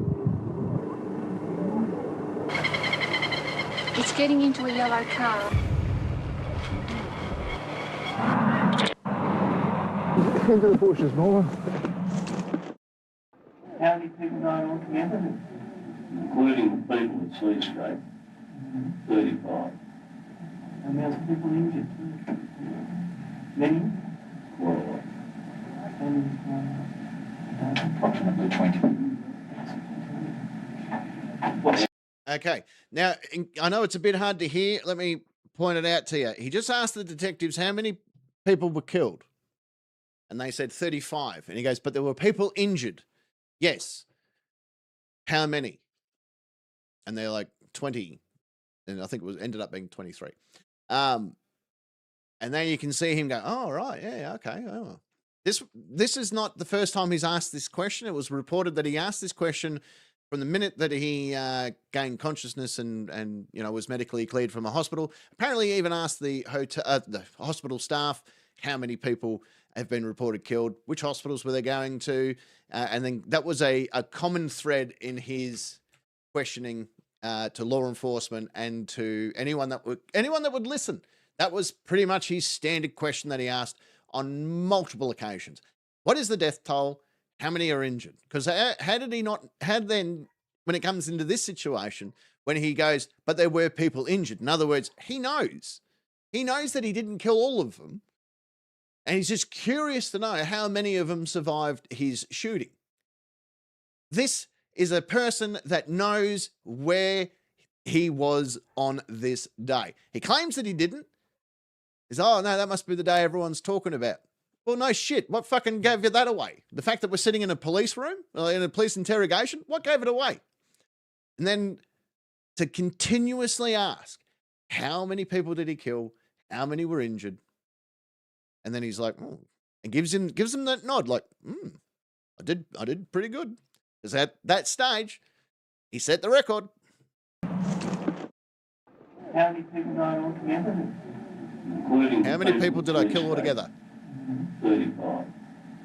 And there was people injured too. And there were people injured too. Many? Quite a lot. How many is quite a lot? Approximately 20. 20. Look at the smile. Like, seriously? Look. And then he fucking laughs. Then he laughs at that. Approximately 20. What, seriously or not? That's the first ambulance in about 35 minutes. I cannot understand. He did not say one word. He never ran. He walked everywhere, just shooting people.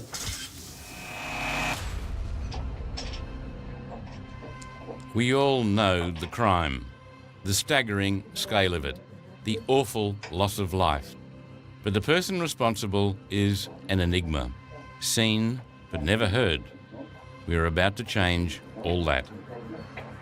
I thought, Christ, what's this fellow going to be like? Is he Hannibal Lecter-like? Is he just plain evil? Yep. Representing Martin Bryant, his new lawyer, John Avery, appointed after Bryant had pleaded not guilty 6 weeks ago. And like the man who got to know him best at the time, you'll be able to form a very clear picture of this infamous individual. With the help of never-before-seen police video, hand drawings of the murder scene by Bryant himself, and the inside account from his lawyer, we'll seek to discover how and why this horror happened. Okay, there is a conspiracy doing the rounds, and again, we'll cover more of this tomorrow, that it wasn't even him. He didn't do it. I don't know, for a guy that didn't do it, he seemed to know an awful lot about where all the bodies were left. And who Martin Bryant really is. In your own words, you went there for that first meeting with a sense of trepidation. Yeah, I did. It was pretty soon dispelled, I might say, when he was wheeled in a wheelchair with his legs manacled and handcuffed, and with a big grin on his face, like a big schoolboy. I didn't any longer see any connection with Hannibal Lecter. Martin, it's not funny. Can't explain anything because I don't know anything about keys or... But it's not funny, is it? What is it? It's what I'm talking about. So why do you laugh? Because it's good to get out of my cell. Why are you speaking now? It's a way of me finally putting the Martin Bryant saga behind me. It's been around in some ways for so long that hopefully now I can bury it. That is very important for anyone in law enforcement who has to deal with something horrific. Yes, there's debriefing. Yes, there's counseling. Yes, there's a whole range of things or tools that people can get to. But sometimes, as he just says, being able to talk about it finally, get it out of the system loudly, is its own form of therapy. I've had to run investigations, and I've had to investigate people over the years, especially with, I've never hid what I've done for a living. And there are certain cases that stick to you like glue, and you don't know how to shake it. Anyone in law enforcement or anything to do with emergency service, it doesn't even need to be emergency services. Anyone that has experienced any form of tragedy in their life, hold on to something that the only way to get rid of it is to talk about it. And those that seek mental health treatments or reach out to someone else and say, hey, I need to do this. I need to get this out of me so I can live. my hat goes off to you. It really does. Sadly, sometimes there's a lot of things I hold on to that I should probably talk about. And sadly, sometimes it comes out in the most weirdest of ways. Like Luke Trishan knows something that I had to do in the prison system because a little bit of liquid courage into me one night when we were having a bit of a D&M. And, you know, that helped me. And everyone has that. You know what I mean? Like everyone has that thing they need to get rid of. So my hat goes off to this law enforcement officer. I can understand exactly why he needed to get this off his chest. Frank, you've always got me, brother. Back in the 80s, a younger Martin Bryant wandered the streets of Hobart selling rabbits to his neighbours. At the time, John Avery was a young lawyer and lived with his wife around the corner from Bryant. I didn't realise that there was any connection, but he quickly told me, oh, do you still live in that big house with an oak tree in the front, and does your wife drive a Holden station wagon, and do you drive a white Mercedes? That's not what you're Yeah. And we got talking. I went home and I said to my wife, do we know this fella? Oh, yes, she said, don't you remember he used to come around as a little boy selling rabbits around the neighbourhood, and Really I'd never let him thing in the for an door Australian because too, he'd by the way, peer selling around rabbits and like he stuff. wanted to see Back in what the was day? inside. That small connection would help John Avery years later when he was called on to Yeah, be sadly, Bryant's you're right lawyer there, Primo. and needed to build trust. I thought that was the thread I needed. That Oh, this guy was the lawyer. Sorry. somewhat personal contact to hold on to him Right, so through this guy this was through this Martin's process, and actual rightly or lawyer. wrongly, I used it. But didn't it frighten you to think this man has killed more than 30 people, injured more than that? No, it didn't frighten me once I saw him, because I could see that without the gun, without the weapon, he was nothing. He was a nobody. He was a sad, insipid little boy. We've got some of your guns here. Mr. Warren might hold them up, and we'll perhaps talk about each one individually. That might be the best way, but It's big. Is it loaded? no, it's not loaded. Is it loaded? Did you hear the giggle in the voice? Is it loaded? Like, great, you're giving me back my toys. To understand how Bryant Was had that become a M16? cold-blooded killer, Oh, that's an AR. Avery needed to get inside his head. He hired forensic psychiatrist Professor Paul Mullen. All that was required to get him talking and keep him talking was to show an interest. Dr. Jeffrey Edelstein was my doctor when I was a kid. True story. It was all And then years later, I met him on the red carpet to Sarah Jessica Parker's movie. And I interviewed Guy Pearce, Sarah Jessica Parker, and I saw Edelstein on the red carpet back when he was dating the big blonde Sheila, I can't remember her name, Brie. And stopped and had a chat with him. about him. Yes, absolutely. True all story. about him. Bryant was a good-looking young man, blonde, blue-eyed, handsome, childlike. One of the problems, I think, throughout Bryant's life is that he looked an attractive kid, he looked an attractive adolescent, he looked an attractive adult. He also looked an intelligent kid, an intelligent adolescent, an intelligent adult, but he wasn't. So people who met... You're spot on there, James Weston, about the killing and dismemberment of animals is normally an indicator of a serial killer. That normally became a thing. But it was very common, especially in remote rural areas of Australia, for kids to make money by selling off the rabbits that their parents might have killed or whatever. Even to this day, it's still a bit of a lucrative offer. You actually get paid. There's certain people that will pay shooters to go out and eliminate rabbits from their property, and then either the rabbit meat gets sold or the pelts get sold. met him had expectations of what he'd be able to say and do and how he'd react, which he couldn't live up to. The photos we have of Bryant's childhood don't appear to show anything out of the ordinary. He grew up in this house with his mum and dad and little sister. When he was 12, he made the local TV news after injuring himself with fireworks. Do you think you'll be playing with firecrackers anymore? Yes. Don't you think you've learned a lesson from this? Yes, but I'm still playing with him. This was a dim child who didn't look dim. This was a kiddie who struggled in lots of ways from a very early stage. I mean, I think his parents almost certainly did the best they could. I mean, he has a sister who grew up perfectly normally. I think incompetent or abusive or terrible about his parenting. There was nothing at all deprived or damaging about his family background.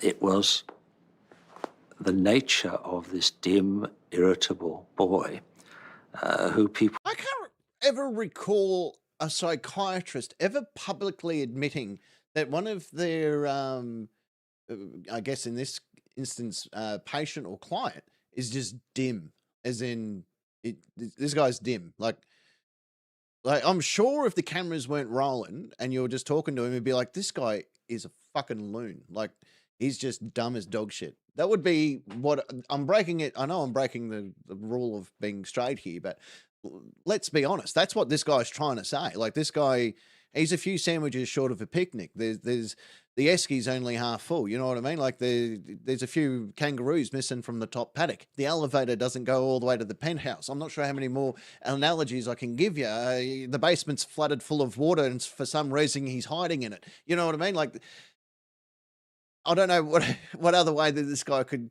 tell you Martin Bryant is thicker than 2 slabs of wood. That's, I believe, what he's trying to get at. Yes, he did. He did own a medical centre in Campbellfield, where you grew up.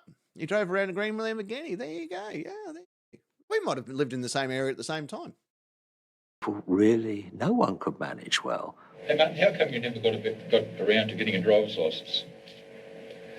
I didn't think I'd ever pass. Get through the course. Because I'm not that bright. At school, he was knocked around, and he in turn learned to knock around. I'm not sure which came first. He was certainly would get angry and frustrated and lash out at people at school. He's a screwball. And of course, slices short of a loaf. Yeah. Children found him odd and difficult. I might have been there around He was the same never time, placed in the kind of special schooling that would have been appropriate his BLT. for someone of his intellectual or lack of intellectual abilities. Partly, I suspect, again, because of his appearance. He looked so good. Bryant was a loner. He struggled to fit in. He dropped out of school before turning 16. He told you all I wanted was for people to like me. And that, in a sense, was where his rage came from. He couldn't understand why people didn't like him. Couldn't understand why people moved away from him. He believed that this was because they were malicious, had it in for him, and it was all terribly, terribly unfair. But I think we all went to school with someone like that. You know what I mean? Like, I know when I was in high school, there was a kid that he had a full-time assistant with him, like someone from the government was with him, because he would break out in fits of rage. There was things like that was going on. One of my close friends, he had a handful of issues and he had trouble maintaining his rage. But none of these people have gone on to murder innocent people. But Bryant did strike up an unexpected friendship with this woman, Helen Harvey, an heir to the Tattersalls lottery fortune. She died in a mysterious car accident. Bryant was also in the car and suffered a serious neck injury. She left him 2 properties and more than $500,000. She died and left him rich. She died, left him very rich. And this is what Wednesday was saying earlier about, strange circumstances around that car accident. And, again, it had been reported on 3 separate occasions of Martin grabbing the steering wheel and pulling the steering wheel either into traffic or over, towards trees. So he was in the car. Now, can we say definitively that's what happened? Of course not. Is it a conspiracy? Not really a conspiracy when there's evidence to support the other side of an argument. But was it proven to be true? No. Does that leave a little bit of room for speculation? Absolutely. Indeed. How did that affect him? I think it was a disaster. He thought with that would come friends and would come girlfriends and would come a social life and all these things. Well, what came with it, of course, was people willing to exploit him and certainly take him on short term to get what they could out of him. I did the math on it. We're looking at, what was it, 647,000? So 647,000 in 1996 in today's, so count for inflation.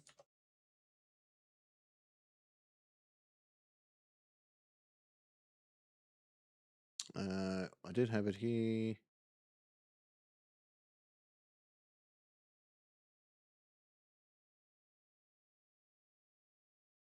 Like just shy of $1 million. Hang on. Let me just do the calculations here. So,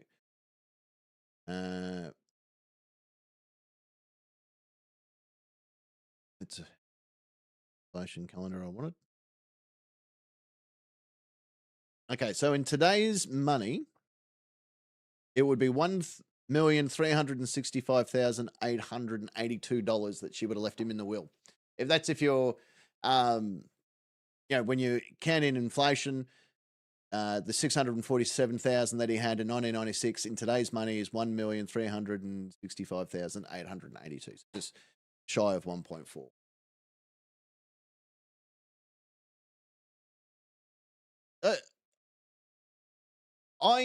I tend to agree with you, Wednesday. Wednesday's convinced that he did her in as well. There certainly is evidence to support that. There certainly is a lot of evidence to support that. Was it provable at the time? Sadly not. Was there evidence to support that theory? Absolutely. I wasn't interested in the money. I was more interested in what he had to offer as a person. Said no one ever. In 1995, a year before the Port Arthur massacre, Mary was Bryant's girlfriend. She asked us to hide her identity. They were together for 8 months and took several holidays interstate. I remember we were in a restaurant in Sydney and he was looking at the age or something, and I could tell he wasn't really reading it. I don't think he was that smart. He was only just pretending to try and impress me. And I remember smiling at him and pretending and going along with it. That just reminds me, has anyone ever seen the later version of The Suicide Squad with King Shark or King Narwhal, which was played by Sylvester Stallone, where they go in and he's thicker than he's thicker than 10-ply toilet paper, and he's like sitting there holding a book and the book's upside down, and he's like, "Me read, very smart, good book," and like that just would remind me of exactly what Martin was doing here. Yeah, look how smart I am. I'm reading this. See, I'm very smart. To make him feel good about himself, like he could be smart. He was smart in some ways, but in some ways not very smart. On another date, Bryant took her for a boat ride. They ran out of petrol and were stranded for hours. I started crying. He started crying. Yeah, he started crying. He thought that was it. He thought we were going to die. I was hanging on to some hope. There's something we might drift somewhere. So, in this boating mishap, Martin Bryant was crying because he thought he might die. Yes. Seems strange against all the evidence of him going in and shooting all these people, where he told some people that he thought he would either die or get captured. No.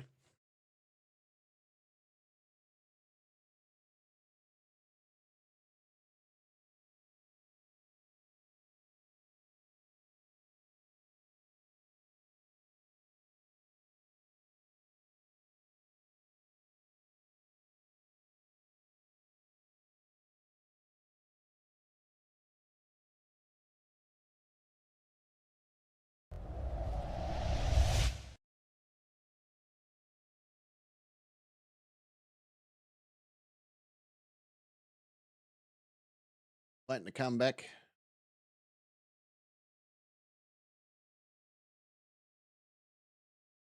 To come back.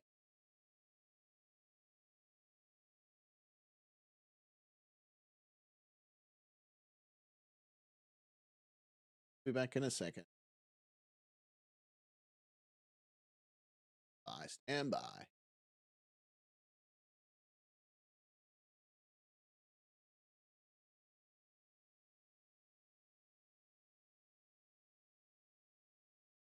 Stand by. Stand by.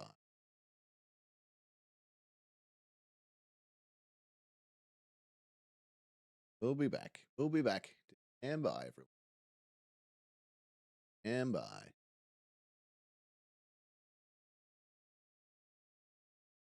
Stand by. Stand by.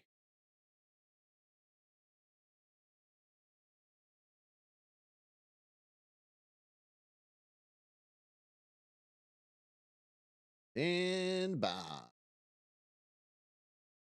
There we go. Back again. Hello, everyone. So, when that happens, 9 times out of 10, it's because we're watching a Channel 7 production. I'm guessing that they have that fairly well protected when it comes to who can watch it and repurpose the material, and it's just an automatic thing that YouTube does. It wouldn't have been Channel 7 themselves going, "Oh, yeah, what are you doing? What are you doing?" That's not how it sort of works. But I will appeal it at the end. But primarily what you might have missed there was the rest of that lady who dated him for a while, just stating that, you know, he wasn't an overly smart man. There was they went out for a boat ride, and the boat broke down, and he thought he was going to die, so he started crying, and you know, sort of painted him as someone that couldn't quite understand and grip logic. So that that pretty much covers that part. I was just seeing if I could find more on the Martin Bryant interviews, like especially the raw footage would have been good. But you know, I thought that program would have been a good one to see. But what I'll quickly do is we'll show there is podcasts and things like that that covers the transcript scripts and all that sort of stuff as well about what was said. And there is a very important one. It goes for 23 seconds. I wonder if I can get away with it. We're going to try. We're going to try and get away with it. All right, this is on...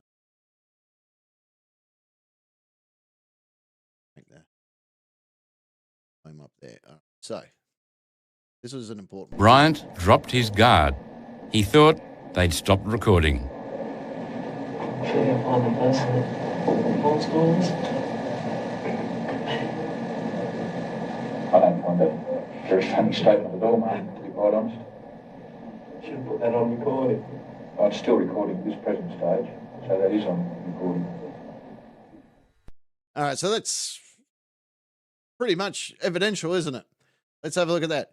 I'm sure you'll find the person that caused all of this. Me. That's what he said. That's what we just witnessed on this. That was what he said. He confessed to the crime. He said that I'm sure you'll find the person that caused all of this, me. And that's, you probably couldn't get a clearer confession if you wanted. I just want to see if I could find the illustrations that he did. But so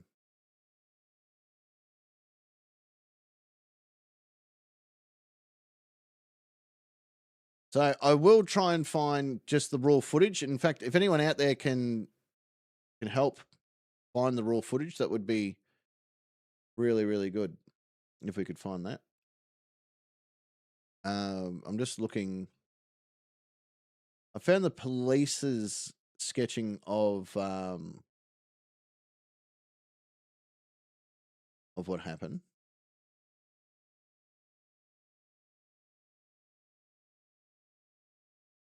So I'll just bring this up. So this was the forensic diagram of what took place in the Broad Arrows cafe, from where he started as he's come through the door, and the amount of victims as he walked his way through. So got forward, came back, forward, around. 13, so where's 14? Taking out this person from a distance, 15, up again towards this way, 16, 17, then 18, 19, 20, 21, 22, 23, 24, etc. as it goes all the way around until there was no one really left to shoot. And then that's where he left. Why is he on death row? Because we don't have it. We should have it, but we don't have it. But that's the sketch of the plan. Now, that's how they put it together from the forensic team. He drew his own version of that. We did see that in the thing. I'll see if I can find that on the video just to show you.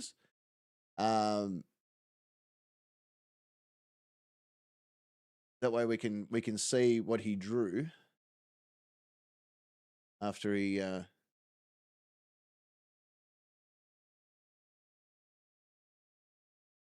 seeing if I can find.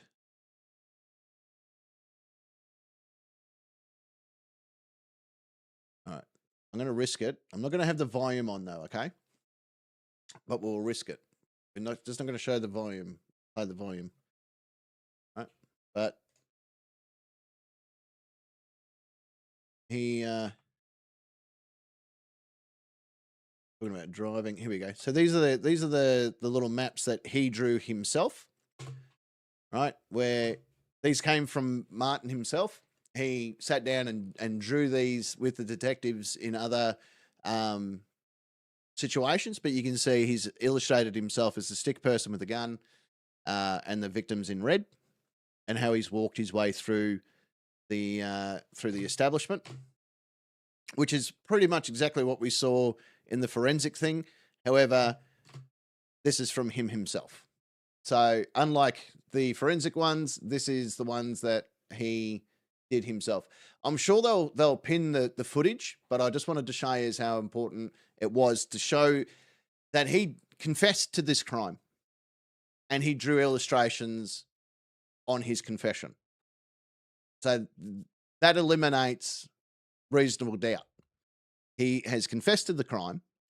He's drawn pictures of his crime, and then allowed the officers to sort of, like, the officers, I'm guessing, drew the plan, the plan around the sides and which rooms were what, and he filled in the blanks.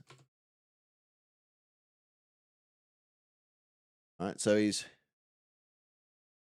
filled in however many people were where, and that's pretty much what they're covering here with one of the detectives, where he's, as you can see, he's indicated who he was, and the bullets flying out of the gun. It pretty much looks exactly what you would expect. If I said to a fourth grader, draw me a gun, or you holding a gun, this is what you would see. Right? This is how I still draw today, because I'm not very talented when it comes to drawing. But he did a couple of these sketches where he's filled in what he did, and there you go. I was sitting here, so this is, I think this is out the front. This is on the patio. His car, how he got the seascape. Look at the housing, right? So you can tell he's drawn in his own houses, all that sort of stuff. This is clearly, drawn by the individual himself, and you can, I will post a link to this video so you can finish watching it on your own time, but you can see it with your own eyes what has happened. A monster woke up, got me again.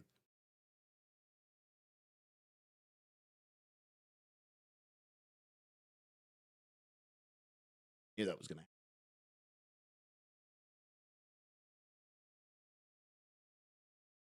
I knew that was going to happen.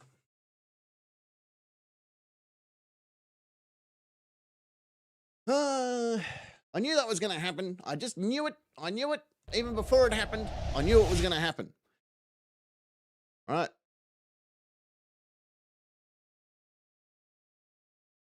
All right. So I'm just waiting for the internet to come back so we can all see me again.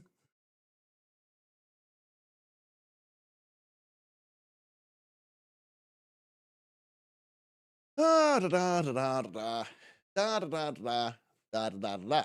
I'm coming back, though. I'm coming back. Bear with me. Bear with me, and I'll be back in a jiffy. I'm staying until the wheels fall off. I think the wheels are pretty much fallen off, if I'm going to be honest with everyone. But we'll be back. We'll be back.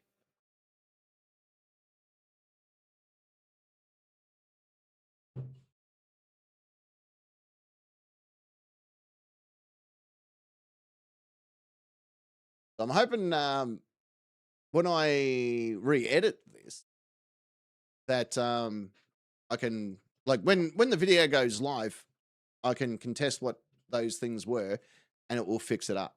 But what I've done is I've posted the link to that footage, and you can, as you all saw, I'm not sure what you got to see up to before that secondary stream thing came into place.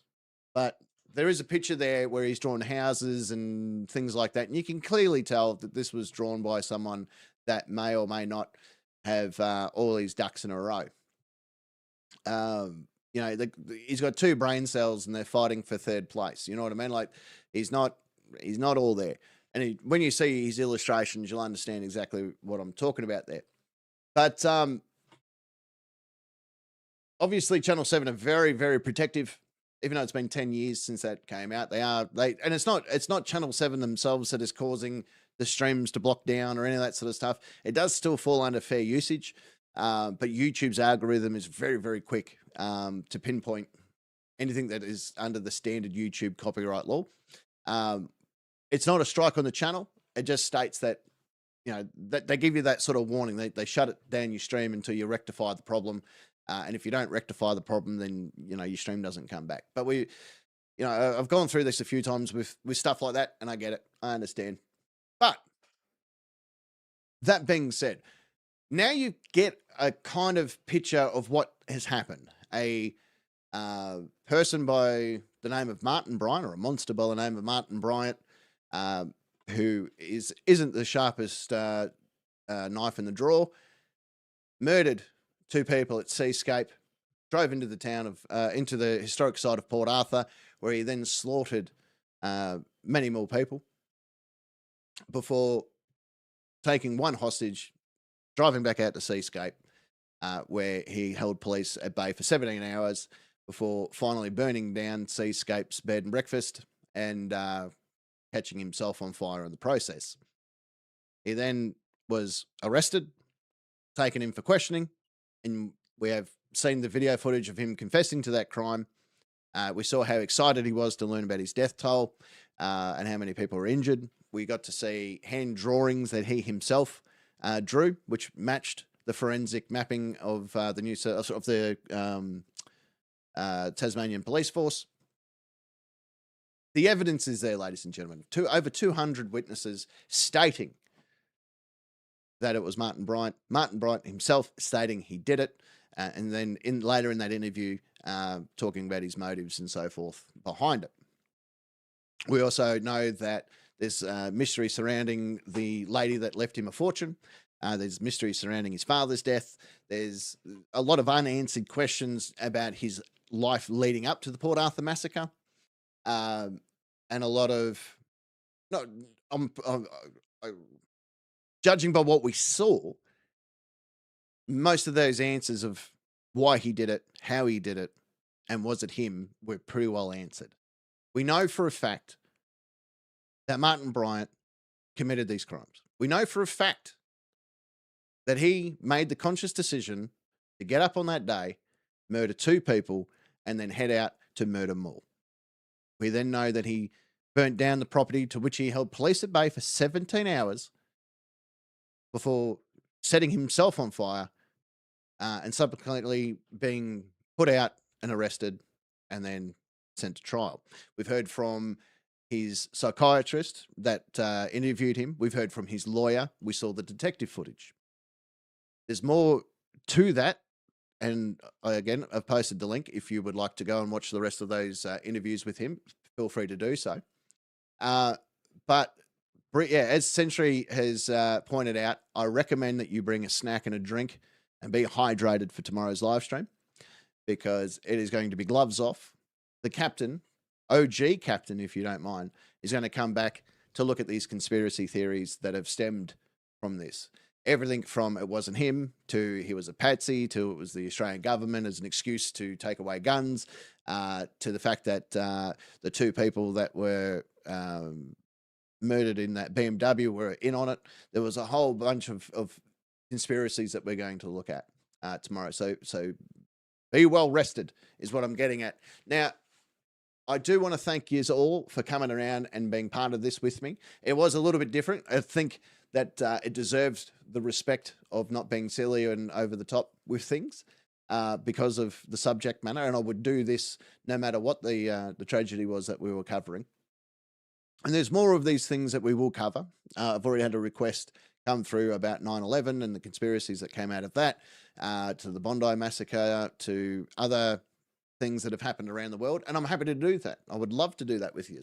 I do like this approach a little bit. I hope that you liked this version of me. It's not one that I normally do very often, but I do hope that you like this version of me and this type of subject matter, because we would like to do it. Ivan Milat, I will cover him, and I can give you some great insight into Ivan Milat as someone that has worked with him. So I'd be happy to do that as well. But I do want to thank you. I also would like to say this has been a lot. It has been a lot. There was a lot of trauma. There was a lot of grief. There was a lot of not pleasant subject. If you are struggling with this type of subject, if you are somewhat trapped in your own tragedy that you can't get out of, we're here. All of us are here for one another, whether you want to reach out to me as someone to talk to, whether you find comfort in someone that you have met in the chat, whether it is a trusted friend or colleague, whether it's a family member that you love, whether it's, you know, a random person on the bus, even if it takes a few drinks to get it out of your system. There is people around that will listen. I've said it before and I will say it again. I would rather sit up until 5 a.m. in the morning listening to you than attend your funeral. So do not ever suffer alone, and do never suffer in silence, because we've all gone through some shit. And if it wasn't for people around, some of us wouldn't be here today to talk about it. So please do that. Okay? Please do that. But that is it for now. I do thank each and every one of you. Thank you for letting me do this. Thank you for letting me be part of your day or night. And as I said, tomorrow, it's guns. Well, probably not the right use of the word. Tomorrow, it is gloves off. We're going to have a look at these conspiracies, and we're going to break it all down together. I think maybe we do it in the like around the same time. That way, you guys can be here for it. So there's no mixture in between day and night. We'll do it at the same time. I reckon it's going to be a good idea. So we'll do that. Make sure you're all here tomorrow to be part of part 2. And we'll go from there. Thank you very much, ladies and gentlemen. I do appreciate you all being here. So until tomorrow, be kind. Be kind to yourself. Oh, that was very much Jerry Springer, wasn't it? Wasn't it Jerry Springer? Be kind to yourself, be kind to others. I don't know. Either or either. Look after yourselves. Or I'll have to come and look after you. Hooroo.